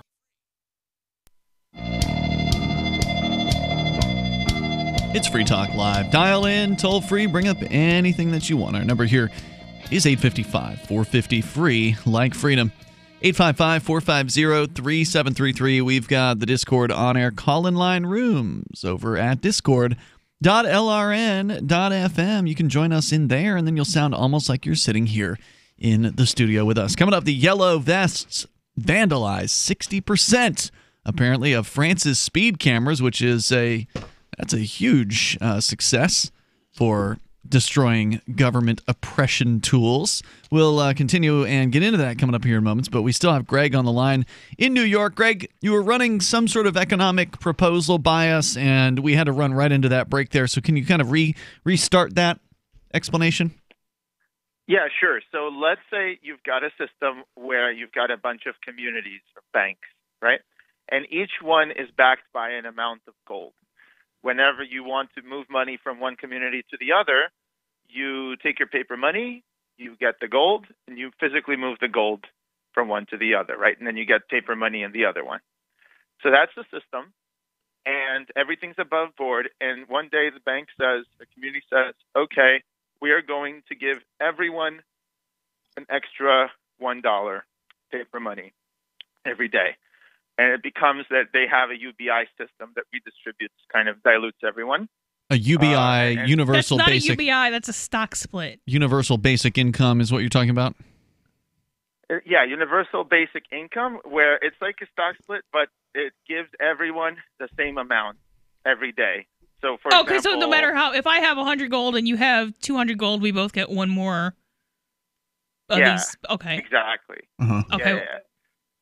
So it's a mechanism by which you kind of combat inequality by sort of diluting everybody down to, by some amount. How does that combat inequality? I mean, Well, let's actually take one step back from that. If you look even at the people around the tables, we've all pursued different goals. We've put various amounts of effort into pursuing those goals, and we've met with various levels of success, so our outcomes have been different, unequal. Now, if everybody is pursuing different goals and everybody gets the same thing, then that's equality of outcome, but it doesn't seem like a good thing because not everybody wanted the same thing and not everybody was willing to work for the same thing.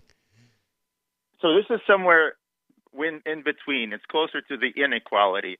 You take the inequality, it's like a flat tax. It's exactly as if you would have a flat tax and then redistribute the money collected to everybody equally. Well, it's not a flat tax, though, because first of all, I don't know why anyone would ever put their money in this bank if the bank is announcing, I'm going to steal your money later on. Well, wait. What they're doing is, maybe I misunderstood this before you go on, Melanie. He's saying they would be giving $1 of bank money because the bank is issuing its own currency. That you can reimburse or withdraw your gold. But wouldn't that also essentially devalue the gold that's on that's on deposit? I mean, essentially, well, it wouldn't devalue the gold. It would make you It would devalue the paper too. against the gold. The paper money. Right, okay. Right, it would devalue the paper money, and let's say... But if you're giving it equally to everybody, then everybody gets the same amount of value. Pro rata. You're giving it equally per capita, he said. What do you mean? I thought it was each... So if I have 100 gold and you have 1 million gold, right, they issue us both one more paper. Right.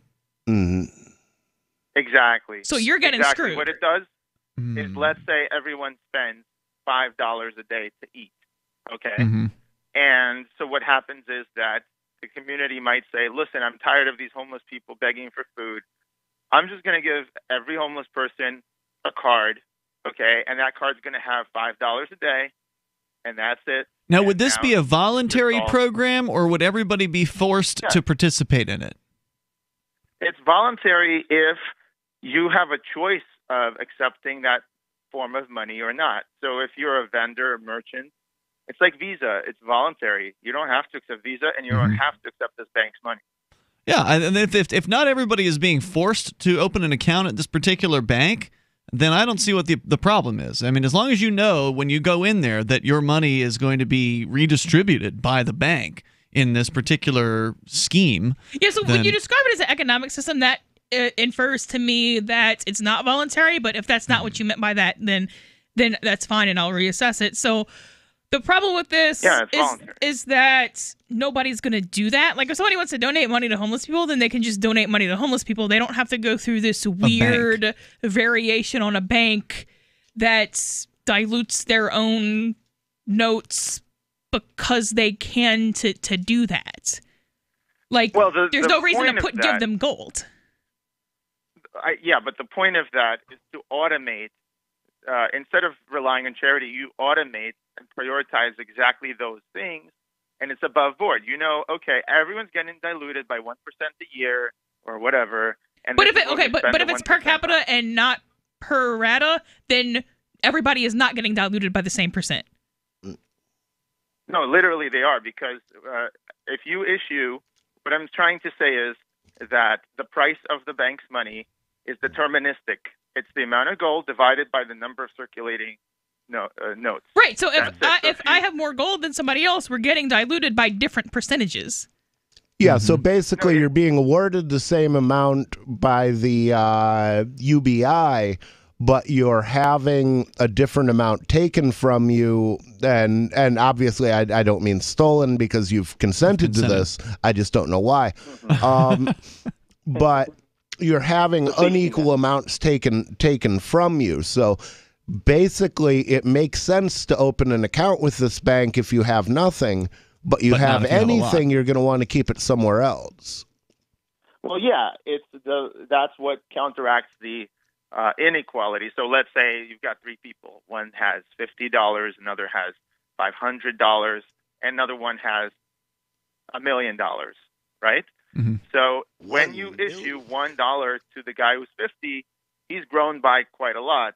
If you issue $1 to the $1 million guy, he grew by far less. Mm-hmm. But each person can spend money on food. That $1 buys food. It just recognizes that. I don't know if you've actually run any math examples on this. The people at the top aren't actually growing; they're shrinking. Like, it's coming from somewhere. They're growing in number of dollars possessed, but shrinking in amount of gold they can claim. So the actual value they're losing. Well, of course, the people at the top are taxed equal. It's a flat tax that's redistributed to each person. Well, it's not a flat tax though. It's if you want to call it a tax at all, it's a tax on the people at the top and a benefit to the people at the bottom. So my question is, like, why would anyone do? Yeah, that's technically progressive. Yeah, because if you have negative tax rates, you still have a progressive. Why would system. anyone do a progressive tax? I mean, well, no. Why would anyone go into this bank? Why would anyone do that? Because what this bank represents is automated taking care of people's needs. So if people but he's saying it's a better system. He's pitching it as why would you give it to a bank? Well, he's saying it's a better system, he believes, than just giving to a charity. He's saying the bank could handle it better. This UBI concept that he has, he thinks that's better than, let's say, whatever homeless charity might exist in the area, or the Salvation Army. Is that what you're saying, Greg? And I'd say even more than that. I'd say that an automated network cryptocurrency could do it even better than a bank, because it won't have any corruption. Well, yeah, I mean, if you could cut out the middleman of a system like that, and if people want to voluntarily do that, then it makes sense. But it does seem to go against the idea of a bank, which is generally to help people store their wealth and increase it, in theory, over time. That's why people use banks. Yeah, I mean, if people know what's going on and it is in fact voluntary, then it's not fraudulent. So therefore, like the banking system is, but nobody is going to do this, and if they do, it's going to lead to horrible, horrible results, because you're taking resources at a steady rate from productive people and giving it to the least productive people possible. Yeah. And without any kind of oversight, right? Because with a charity, and thank you, Greg, for the call tonight. I appreciate hearing from you.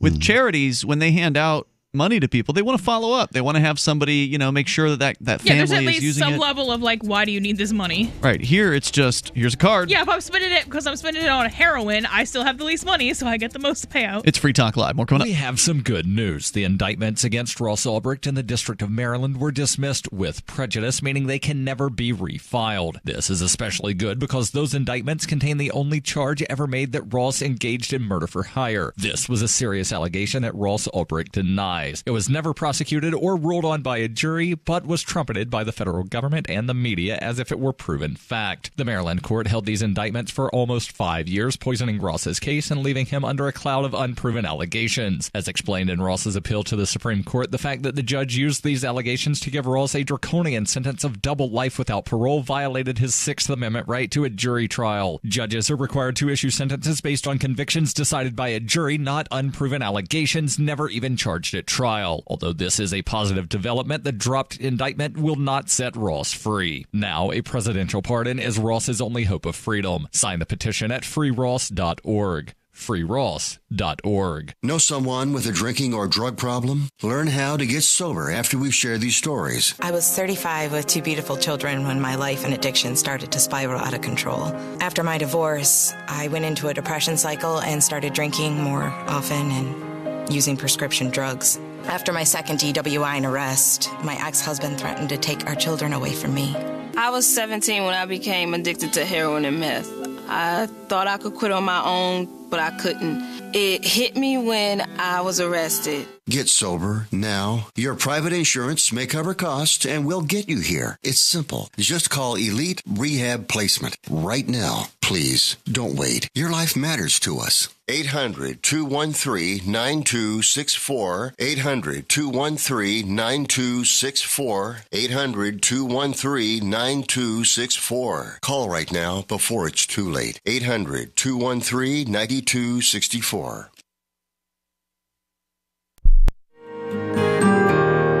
So the protection of life, liberty, and property is what the Free State Project is all about. But it's an effort to move 20,000 people who understand. It's about demonstrating to the entire country that, yeah, we can have a free market, a truly free market. Making it just a freer, great place to live.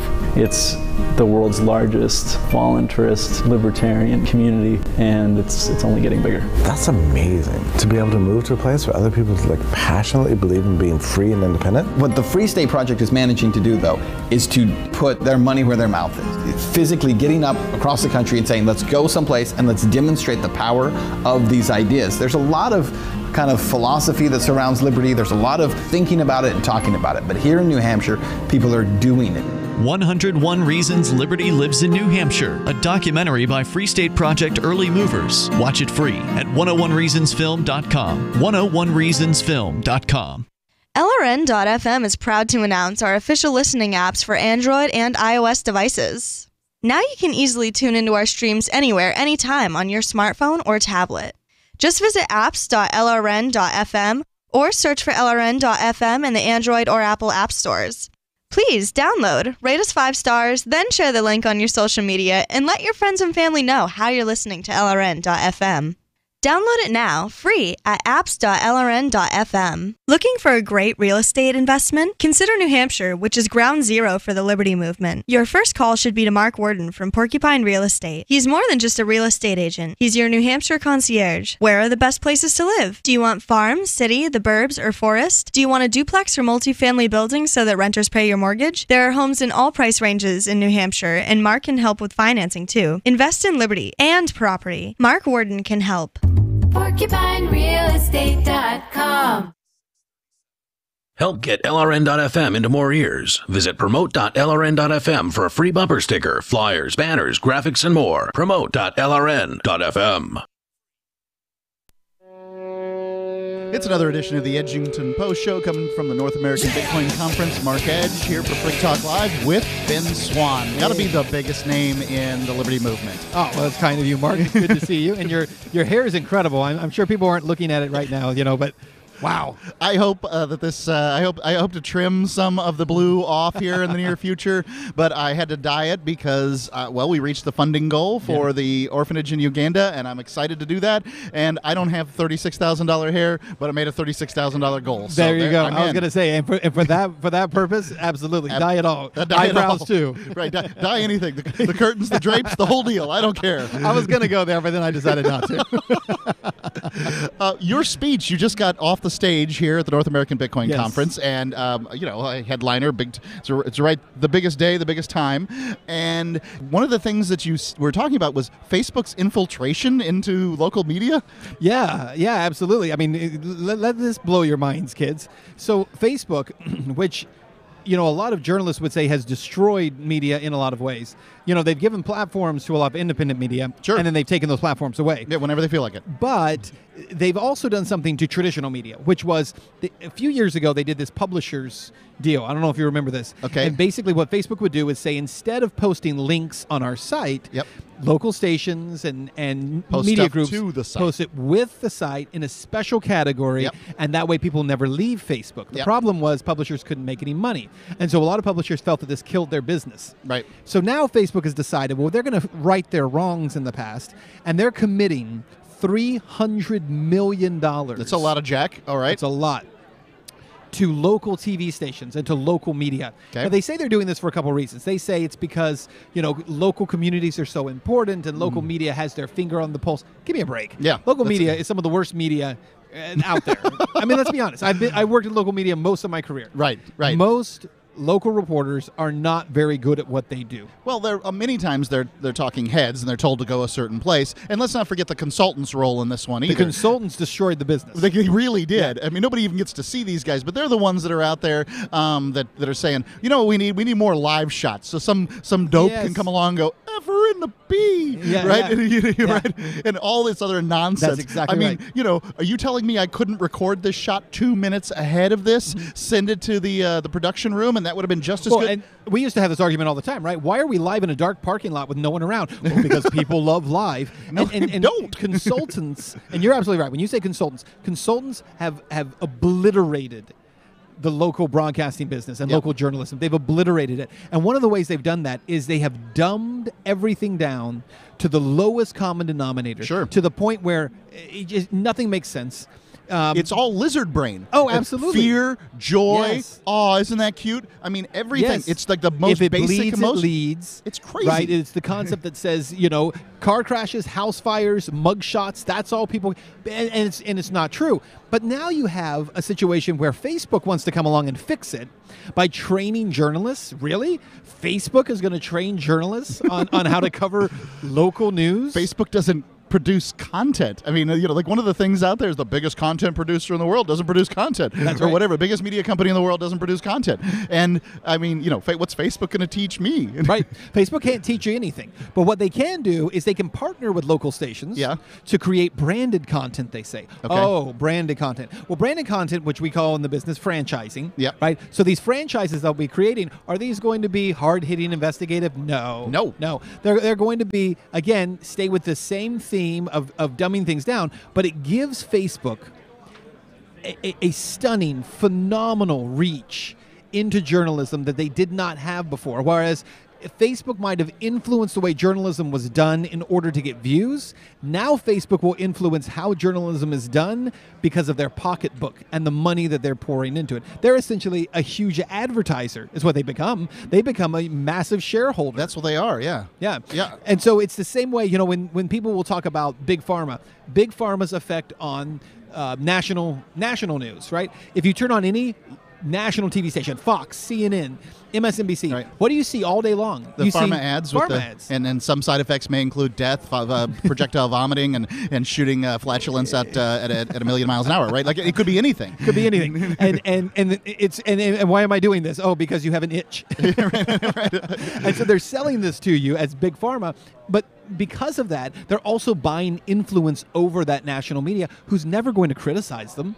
They're never going to do exposés on them because they're one of your biggest advertisers. So as soon as the advertiser now exerts that kind of editorial control, that's essentially what Facebook is doing in local TV. I wonder if that means that then, so local advertisers definitely use Facebook to some success. There's no doubt. I wonder if that means that Facebook will now become more, regionalized in the sense that local advertisers will have more effect, or whether the whole nation again will experience a further homogenization with national brands being shoved down further into the local level. I don't know. Don't know what that will look like, and I'm not even sure Facebook knows what it will look like. I do know that one of the things they've talked about is developing developing relationships between local advertisers and these media companies, essentially meaning when they say local, though, who are they talking about? There are only about, a half dozen to a dozen local media conglomerates left. So those are all being consolidated. When last year when Sinclair was trying to buy Sinclair's Tribune, the big TV owner in America, really. Right, largest station group in America, and they were attempting to buy Tribune, which would have further solidified, I think it had them in 75% of U.S. households. At that point, there was a lot of outrage. Oh my gosh, they're so big. There was only outrage, though, because they're viewed as being conservative or Trump backing. Sure, yeah. Whereas this has happened. It would have gone the other decades. way too if it had been liberal. I mean, it wouldn't make a difference. Yeah. Absolutely. What you've seen though is station group after station group continues to grow. Cox Communications, which owns 14 of the largest TV stations in the country, is putting them up for bid to sell them to another station group because they say the only way to make money in this business anymore is to have these massive station groups. Because what they're really doing is they get into these big groups and then they're bringing in national advertisers and saying, no, our market isn't this one market of Miami. Our market is, 300 markets across the country. One of the tricks for that is that they've got network ad buys. So network ad buys is these companies that insert themselves as middlemen, sometimes 2 or 3 of them, into getting ads. So the buyer goes out there and then deals with a network buyer, and who deals with one of the smaller groups that does a network and these kinds of things. Free Talk Live's been in on this. I have no idea what Home Depot paid to be on the air on Free Talk Live, but I know that I got between $2 and $10 per 60-second ad, which is nothing. Chump change. I mean, I don't. I can sell that myself. I don't need. I don't need y'all. Requiring all kinds of paperwork and stuff for me. And then at some point or another, then the rules on content come down too. Yes. Oh, you got to do this. You got to say that. In all those sorts of things. The people who have the checkbooks always want to tell you what to do. Always. And that's the way it goes. I think that this is this news, frankly, is some of the scariest stuff on the horizon. Now, I don't know that we don't already have a scary horizon. Sure. I have no idea how much scarier or less scary that this could be, but it's not. I wouldn't call this. I'm not jubilant over this. Exactly. Well, and I think it's more and more dystopian, right? 6 months ago, if we had talked about this happening, I don't think anyone would be surprised by it. Yeah. 6 months from now, or a year from now when it's in place, I think it will only be the further consolidation and decay of an already distrusted news media in America. Right. It's as if news media is trying to kill itself. It's suicidal. Yeah, so TV, so I think about radio when you talk about this stuff too at the same time. Radio has its own distribution platform in the form of the tower, and it goes straight to the car, whereas TV long since has been usurped by the cable company. That's right. The TV station in my local town, Sarasota, Florida, was WWSB Channel 40, but they changed their number to 7, which is what they were on the cable box. Right. And it shows where their branding's at. Their branding's on the cable. So now they're controlled by Cox or whomever it is, I don't know, Time Warner, whichever is being distributed in that local area. And so you see this further consolidation, and that's going to mean the message then gets, further squeezed into what's acceptable amount that people are going to hear, and that's what's scary. Well, sure, and the other crazy thing is we still have in place, as you said, everything's on cable. We still have in place all of the broadcasting licenses associated with the spectrum and the broadcast spectrum that exists. And yet no one's broadcasting anymore. Right. I mean, the broadcast is all cell phones. That's what's being broadcast. The FCC tells television stations what they can say, but television stations are almost never picked up through their broadcast Almost channel. not at all. Right. I mean, it's probably fewer than 1% of the time. Right. And that's an interesting platform. I don't even know what I'd think as a TV station owner. Right now, you and I could open up our own TV station, and if we could get get a license. Yeah. But I don't know if you need a license to be on cable, though. No, on cable you don't. You're right. So we just get distribution through cable, and it doesn't even matter. Which is also a dying setup as well, right? It's very difficult to get onto those anymore. Ben Swann, tell people where they can find all your content, because it's great content. It's some of the best content on the internet. Facebook, Twitter, just search Ben Swann, BENSWANN. We're all over the place. Trying to grow my Instagram right now. So if you're on Instagram, go and like my stuff there, because we're trying to do some strategies there for content that's working out pretty well. So check it out. Ben Swann, thank you.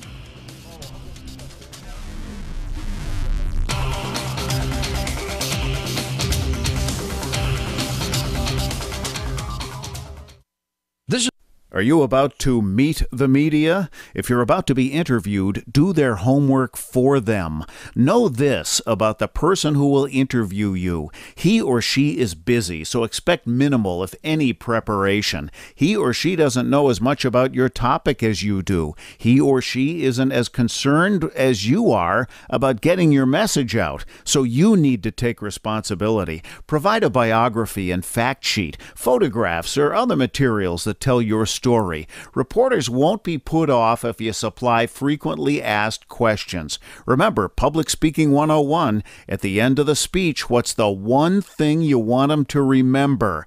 You can download the document I supply to reporters who interview me and squirm through a video that demonstrates how not to conduct your media interview at www.survivalspeech.com. I'm Holland Cook.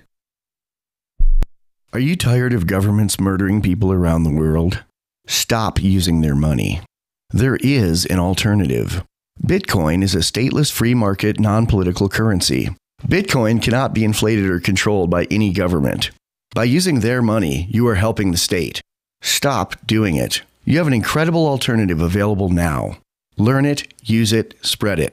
Get started with Bitcoin at bitcoin.com. That's bitcoin.com. There are lots of ways to listen to Free Talk Live. Our podcast has been around since podcasts began, and now the FTL feed is loaded with content besides our full show archives. Did you know that we make it easy for you to customize your podcast subscriptions? We have different feeds, one that includes only our full shows, one with just the Daily Digest, and one with just the Edgington Post. You decide what you listen to. It's quick and easy to customize your feeds at feeds.freetalklive.com. That's feeds.freetalklive.com.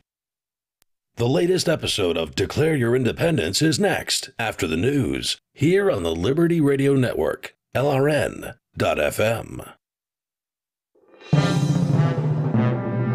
This is the Liberty Beat, your daily source for liberty news and activist updates. Produced in partnership with SNLS News and listeners like you. Online at snls.news. I'm Mick Murrow with the Liberty Beat for Monday, January 28, 2019. Gold opened today at $1,299. Silver opened at $15.65. And Bitcoin is trading around $3,424. Today's prices are brought to you by InnoScale. Take off with Managed Cloud. Looking for a safe, secure way to store your important files online? Let InnoScale handle it for you. Their high availability cloud servers are the perfect solution for clients needing one or more secure, scalable servers with built-in hardware failover protection. For details, see them online, innoscale.net. In the news, the White House has not ruled out military intervention in Venezuela and has issued a strong warning to the country's president, saying that any violence against American diplomats or National Assembly President Juan Guaido would lead to significant response from the United States government. The warning was issued to President Nicolas Maduro on Sunday. Activist Post reports the warning follows a recent revelation that President Donald Trump has inquired about using military force against the country, saying that while the indications are that the immediate U.S. efforts on trying to impose regime change in Venezuela will be mostly economic, the publication cites a recent interview given to Axios by Republican South Carolina Senator Lindsey Graham.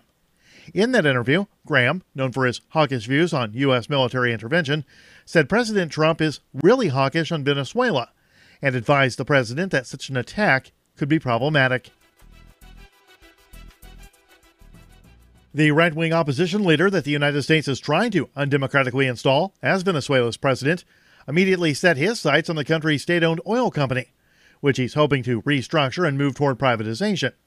He's also seeking money from the notorious International Monetary Fund to fund his unelected government.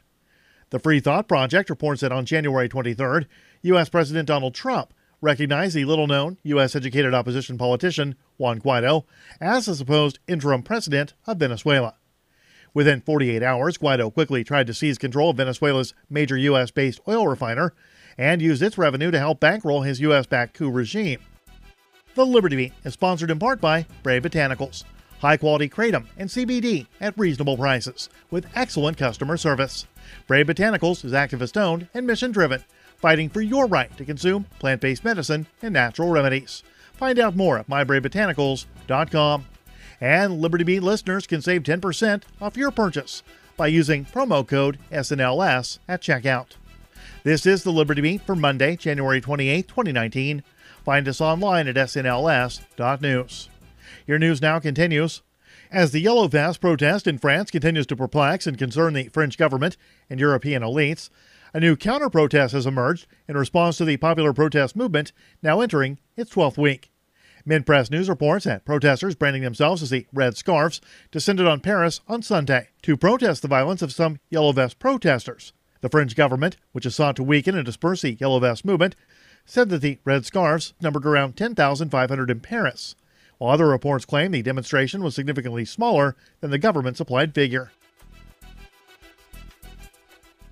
As machine learning algorithms, big data methods, and artificial intelligence are increasingly used in the toolkit of U.S. law enforcement agencies, many are worrying that the existing biases of the criminal justice system are simply being automated and deepened. Activist Post reports that police departments are increasingly relying on predictive algorithms to figure out where to deploy their forces by blanketing cities with a mesh of human-based and computerized surveillance technology. That comes despite the flaw in such tools.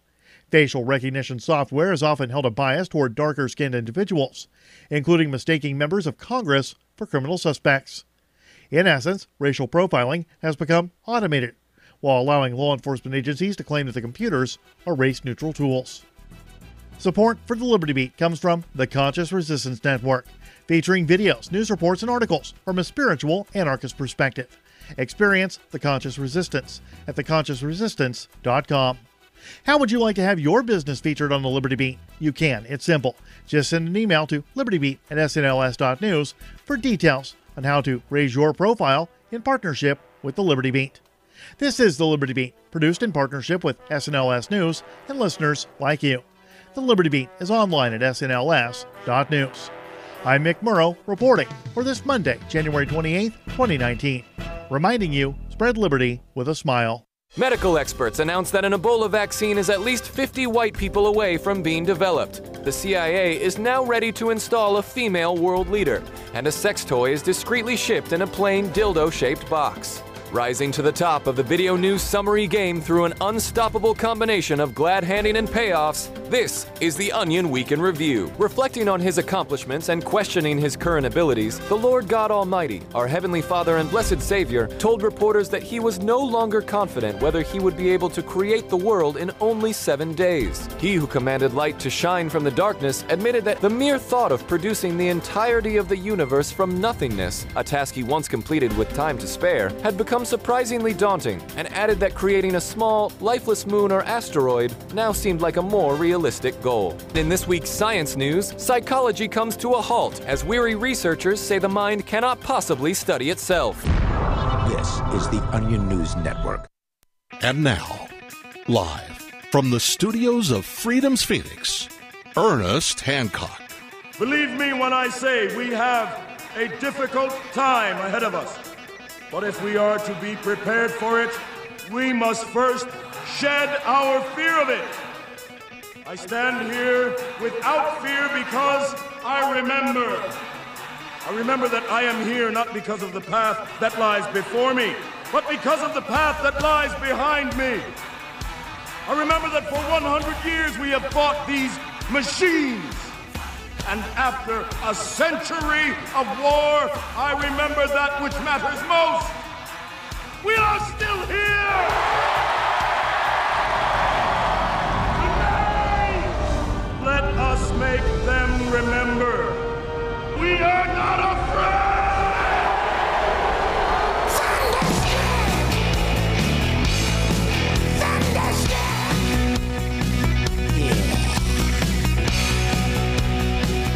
Yeah, and feared, and feared, and feared, and feared, and feared, and feared, and feared, and feared, here and declare your independence of me, Ernest Hancock, here in Phoenix, Arizona, from the BEAU beautiful studios of Freedoms with an S, FreedomsPhoenix.com. Hello. All right, what we're going to do is going to be me and you today. You got to get caught up on a bunch of the news and stuff that's going on I want to share with, and we'll get through. Maybe by the end of the show we'll get a guest on some stuff we're working on. But tomorrow we're going to have Kingsley Edwards, Block 16. I think that's what that says. Block 16. Mimblewimble is it's supposed to, Tone Vays said, well, that's not a scam effort. And I'm going, really? Because it's on Bitcoin. It is to give privacy to Bitcoin transactions. This is a technology to give you more privacy. It'll supposed to help it scale more too, and so we'll find out. And I'm going down this path. I need me some pirate money. It could be whatever. I don't care, But it could be several. It'd be my druthers, Because pirates, what they use? A lot of times when they want to consolidate into smaller and smaller, I haul it around. They went to jewels. And so it was, how much gold and silver can you be hauling around, and they go down to jewels, and then I guess I don't know what else they'd do, but they put it in the bank. Yeah, maybe not. So what we're going to do today is I wanted to go over a story that I saw last night when I turned on the television. I'll tell you what we're going to be discussing. Buchanan wrote an article about what he thinks is happening in the Trump administration and Brexit, and it's short, it's not very long, and we got it from Un's Review was where it first started, but it was put on. Tyler Durden reported it on Zero Hedge, and I saw it there. We put it up, and what Donna does. When I do the news thing, is she prints out, the popularity of a lot of the shows that's been up and so on. And the biggest one was Trump telling Sarah Sanders not to do any more press briefings. We're done. No, we're not going to do it anymore. Next. So I'm going, okay. That's, a lot. I'm glad. I don't need, it's just crap. Well, it kind of segues into what Buchanan was talking about. But first I want to get out, because I promised, in the notes on this one article that I do this. In the first segment, I want to start about a story that I saw when I turn on my television. I go in there to the living room, and I, got one of those coffee tables that the lid kind of comes up, comes a desk, and, I just kind of do some work while I'm watching YouTubes or something. And ancient advanced civilizations on Earth, an interesting subject, and I've been milking that, so we'll do that someday. But one thing that when you turn it on, because it's a smart TV, it has to boot up. And it goes, wait, we got to download everything and get and who's there and surveil you and stuff. No lie, man. It is wicked weird. So it goes through all that. Then I can go to, like Netflix, Hulu, Prime, Amazon, so on, so they can surveil me some more. And while I'm waiting on that, it has the TV on. And I just can't stand it. I mean, commercials and the local news and stuff, it just drives me nuts. So, but it had the local news on. And it was right, Don and I went to an early movie, went and saw the movie The Mule, Clint Eastwood. And I really liked it. It was just, a casual, this is what happened, kind of skip to the end stuff in the story, and it was interesting. Clint Eastwood's a good filmmaker. So The Mule, it's about a 90-year-old guy that was hauling drugs around the U.S. for the cartels, and then he finally got caught. But it was interesting. And not, too violent or too anything. It was just a story. And so we enjoyed it. Get home, so we were home like, 6 o'clock news or something like that, 7, there was news on. So local news had a story about they did a vote to refurb the Suns Arena. The Phoenix Suns got themselves, it used to be in what was called the Veterans Memorial Coliseum. That was part of the state fairgrounds and so on, been there for decades and stuff. Now, Jerry Colangelo's got to have his own new, spanky new arena. Well, so they go through that, and that was like a thing. We're always, as libertarians, we're in opposition to, and we got a lot of attention on that. Got a lot of attention on the baseball stadium. I filed suits on that, went all the way to the, the Court of Appeals here, and we made a point. When they first did the vote on the baseball stadium, there was a guy, he was not a young guy. He was in his 40s, 50s at the time. And he went in, and they voted, and they just rammed this thing through. Taxpayers just going to be paying hundreds of millions of dollars for this thing. Get over it. He took a gun, and he shot one of the supervisors in the butt. Now, I don't know if he meant to kill her or not, but he shot her in the butt. Mary Rose Wilcox is a local county supervisor. Well, boom, he shoots her in the butt. They put him in jail for like 12, 15 years. He gets out. They go to have a vote on this refurb. Now, the sponsor of it is one of the Indian casinos here near the valley. And it's called Walking Stick, Casino Arena now or something like that. And they had a refurbing. They wanted to get it. I mean, it's a nice place. Anyway, I mean, it's not even that old. It's probably, 20 years old. I mean, it's not brand new, but it's a nice place. They got to do like a $200 and something million refurb. Hell, it didn't cost that to build damn thing. So I'm going, wow. And taxpayers are going to pay for it. City of Phoenix. Why? Why? Why? But don't worry about it. $100 million or something will be covered by the Suns and whoever owns them now. So we'll cover the rest of it. Don't worry about it. We'll do you a solid. We'll pay for some of it. Really. And you wonder why these athletes get paid as much as they do, because their factory gets built for them. I mean, So what happened? He gets up and he says, "Yeah, my name's Larry," whatever his name was, and he goes, "I'm the one that shot Mary Rose Wilcox over stuff just like this." Well, there's the rest of the story. And that's what I wanted to share, because I just wanted you guys to know, man. Its name is Larry Naiman. And it's just, here he is, up at the city council. $235 million renovation plan for the Suns Arena. I don't think it costs that much. So this is, in a bizarre scene among the dozens of public commentators, was Larry Naiman, who shot and wounded Wilcox in 1997 when she was serving on the Maricopa County Board of Supervisors. Now, the story gets even weirder, and there was another story that I included here, and I put it all in because it was hard to find. It was called Assailing. It's a Phoenix New Times.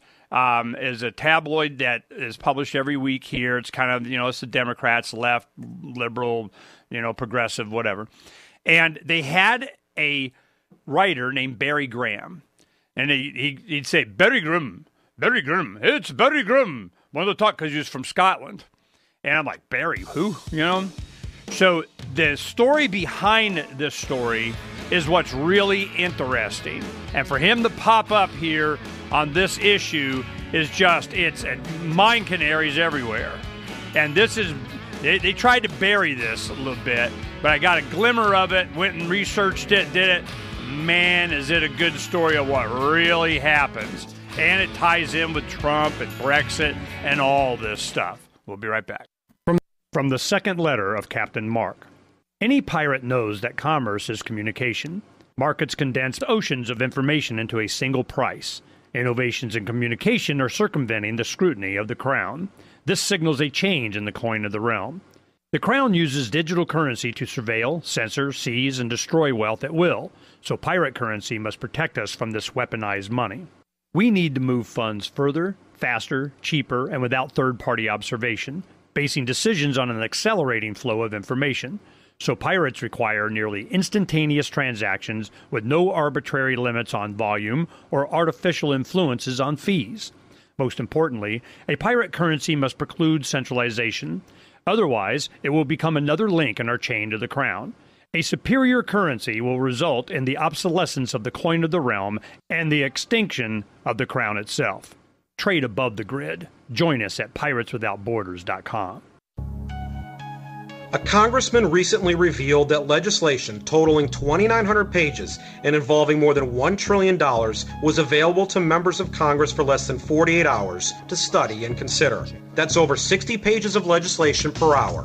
Do you think anyone read the entire bill? I'm Jim Babka with DownsizeDC.org. Consider a proposal buried in a 3,200-page, $388 billion bill, which would have empowered committee chairmen or their agents to examine Americans' tax returns. When this horrible provision came to light, no one claimed to know how it got into the bill. One congressman questioned said, "I didn't write it, I didn't approve it, I wasn't even consulted."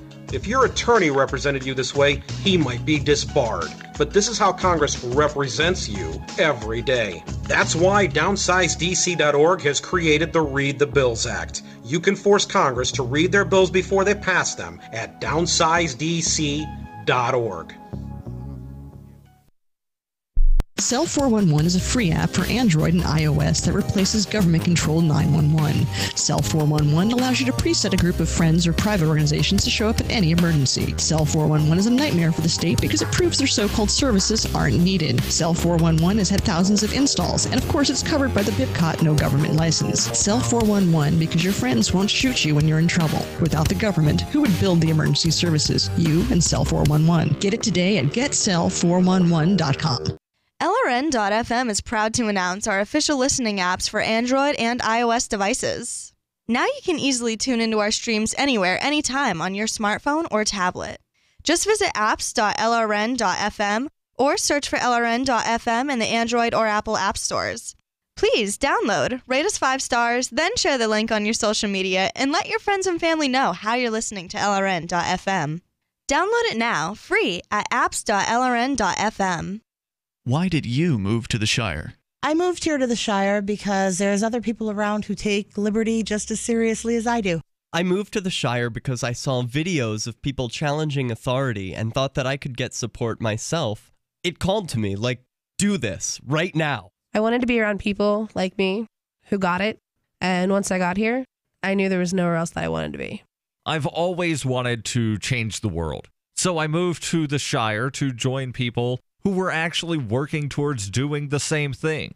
The people here are awesome, loving, and positive. It was for the adventure and for the feeling of something important is happening here, and I just wanted to come to sort of be part of that. Visit ShireSociety.com to read and sign the Shire Society Declaration and learn the reasons why, if you love liberty, you should immigrate to the Shire. Plus, connect with others via the forum at ShireSociety.com. That's ShireSociety.com. Some of our live shows are streamed in HD on Twitch. Please follow and share at twitch.lrn.fm. That's twitch.lrn.fm. Roads? It's the Ernest Hancock Show. Where we're going, there aren't any roads.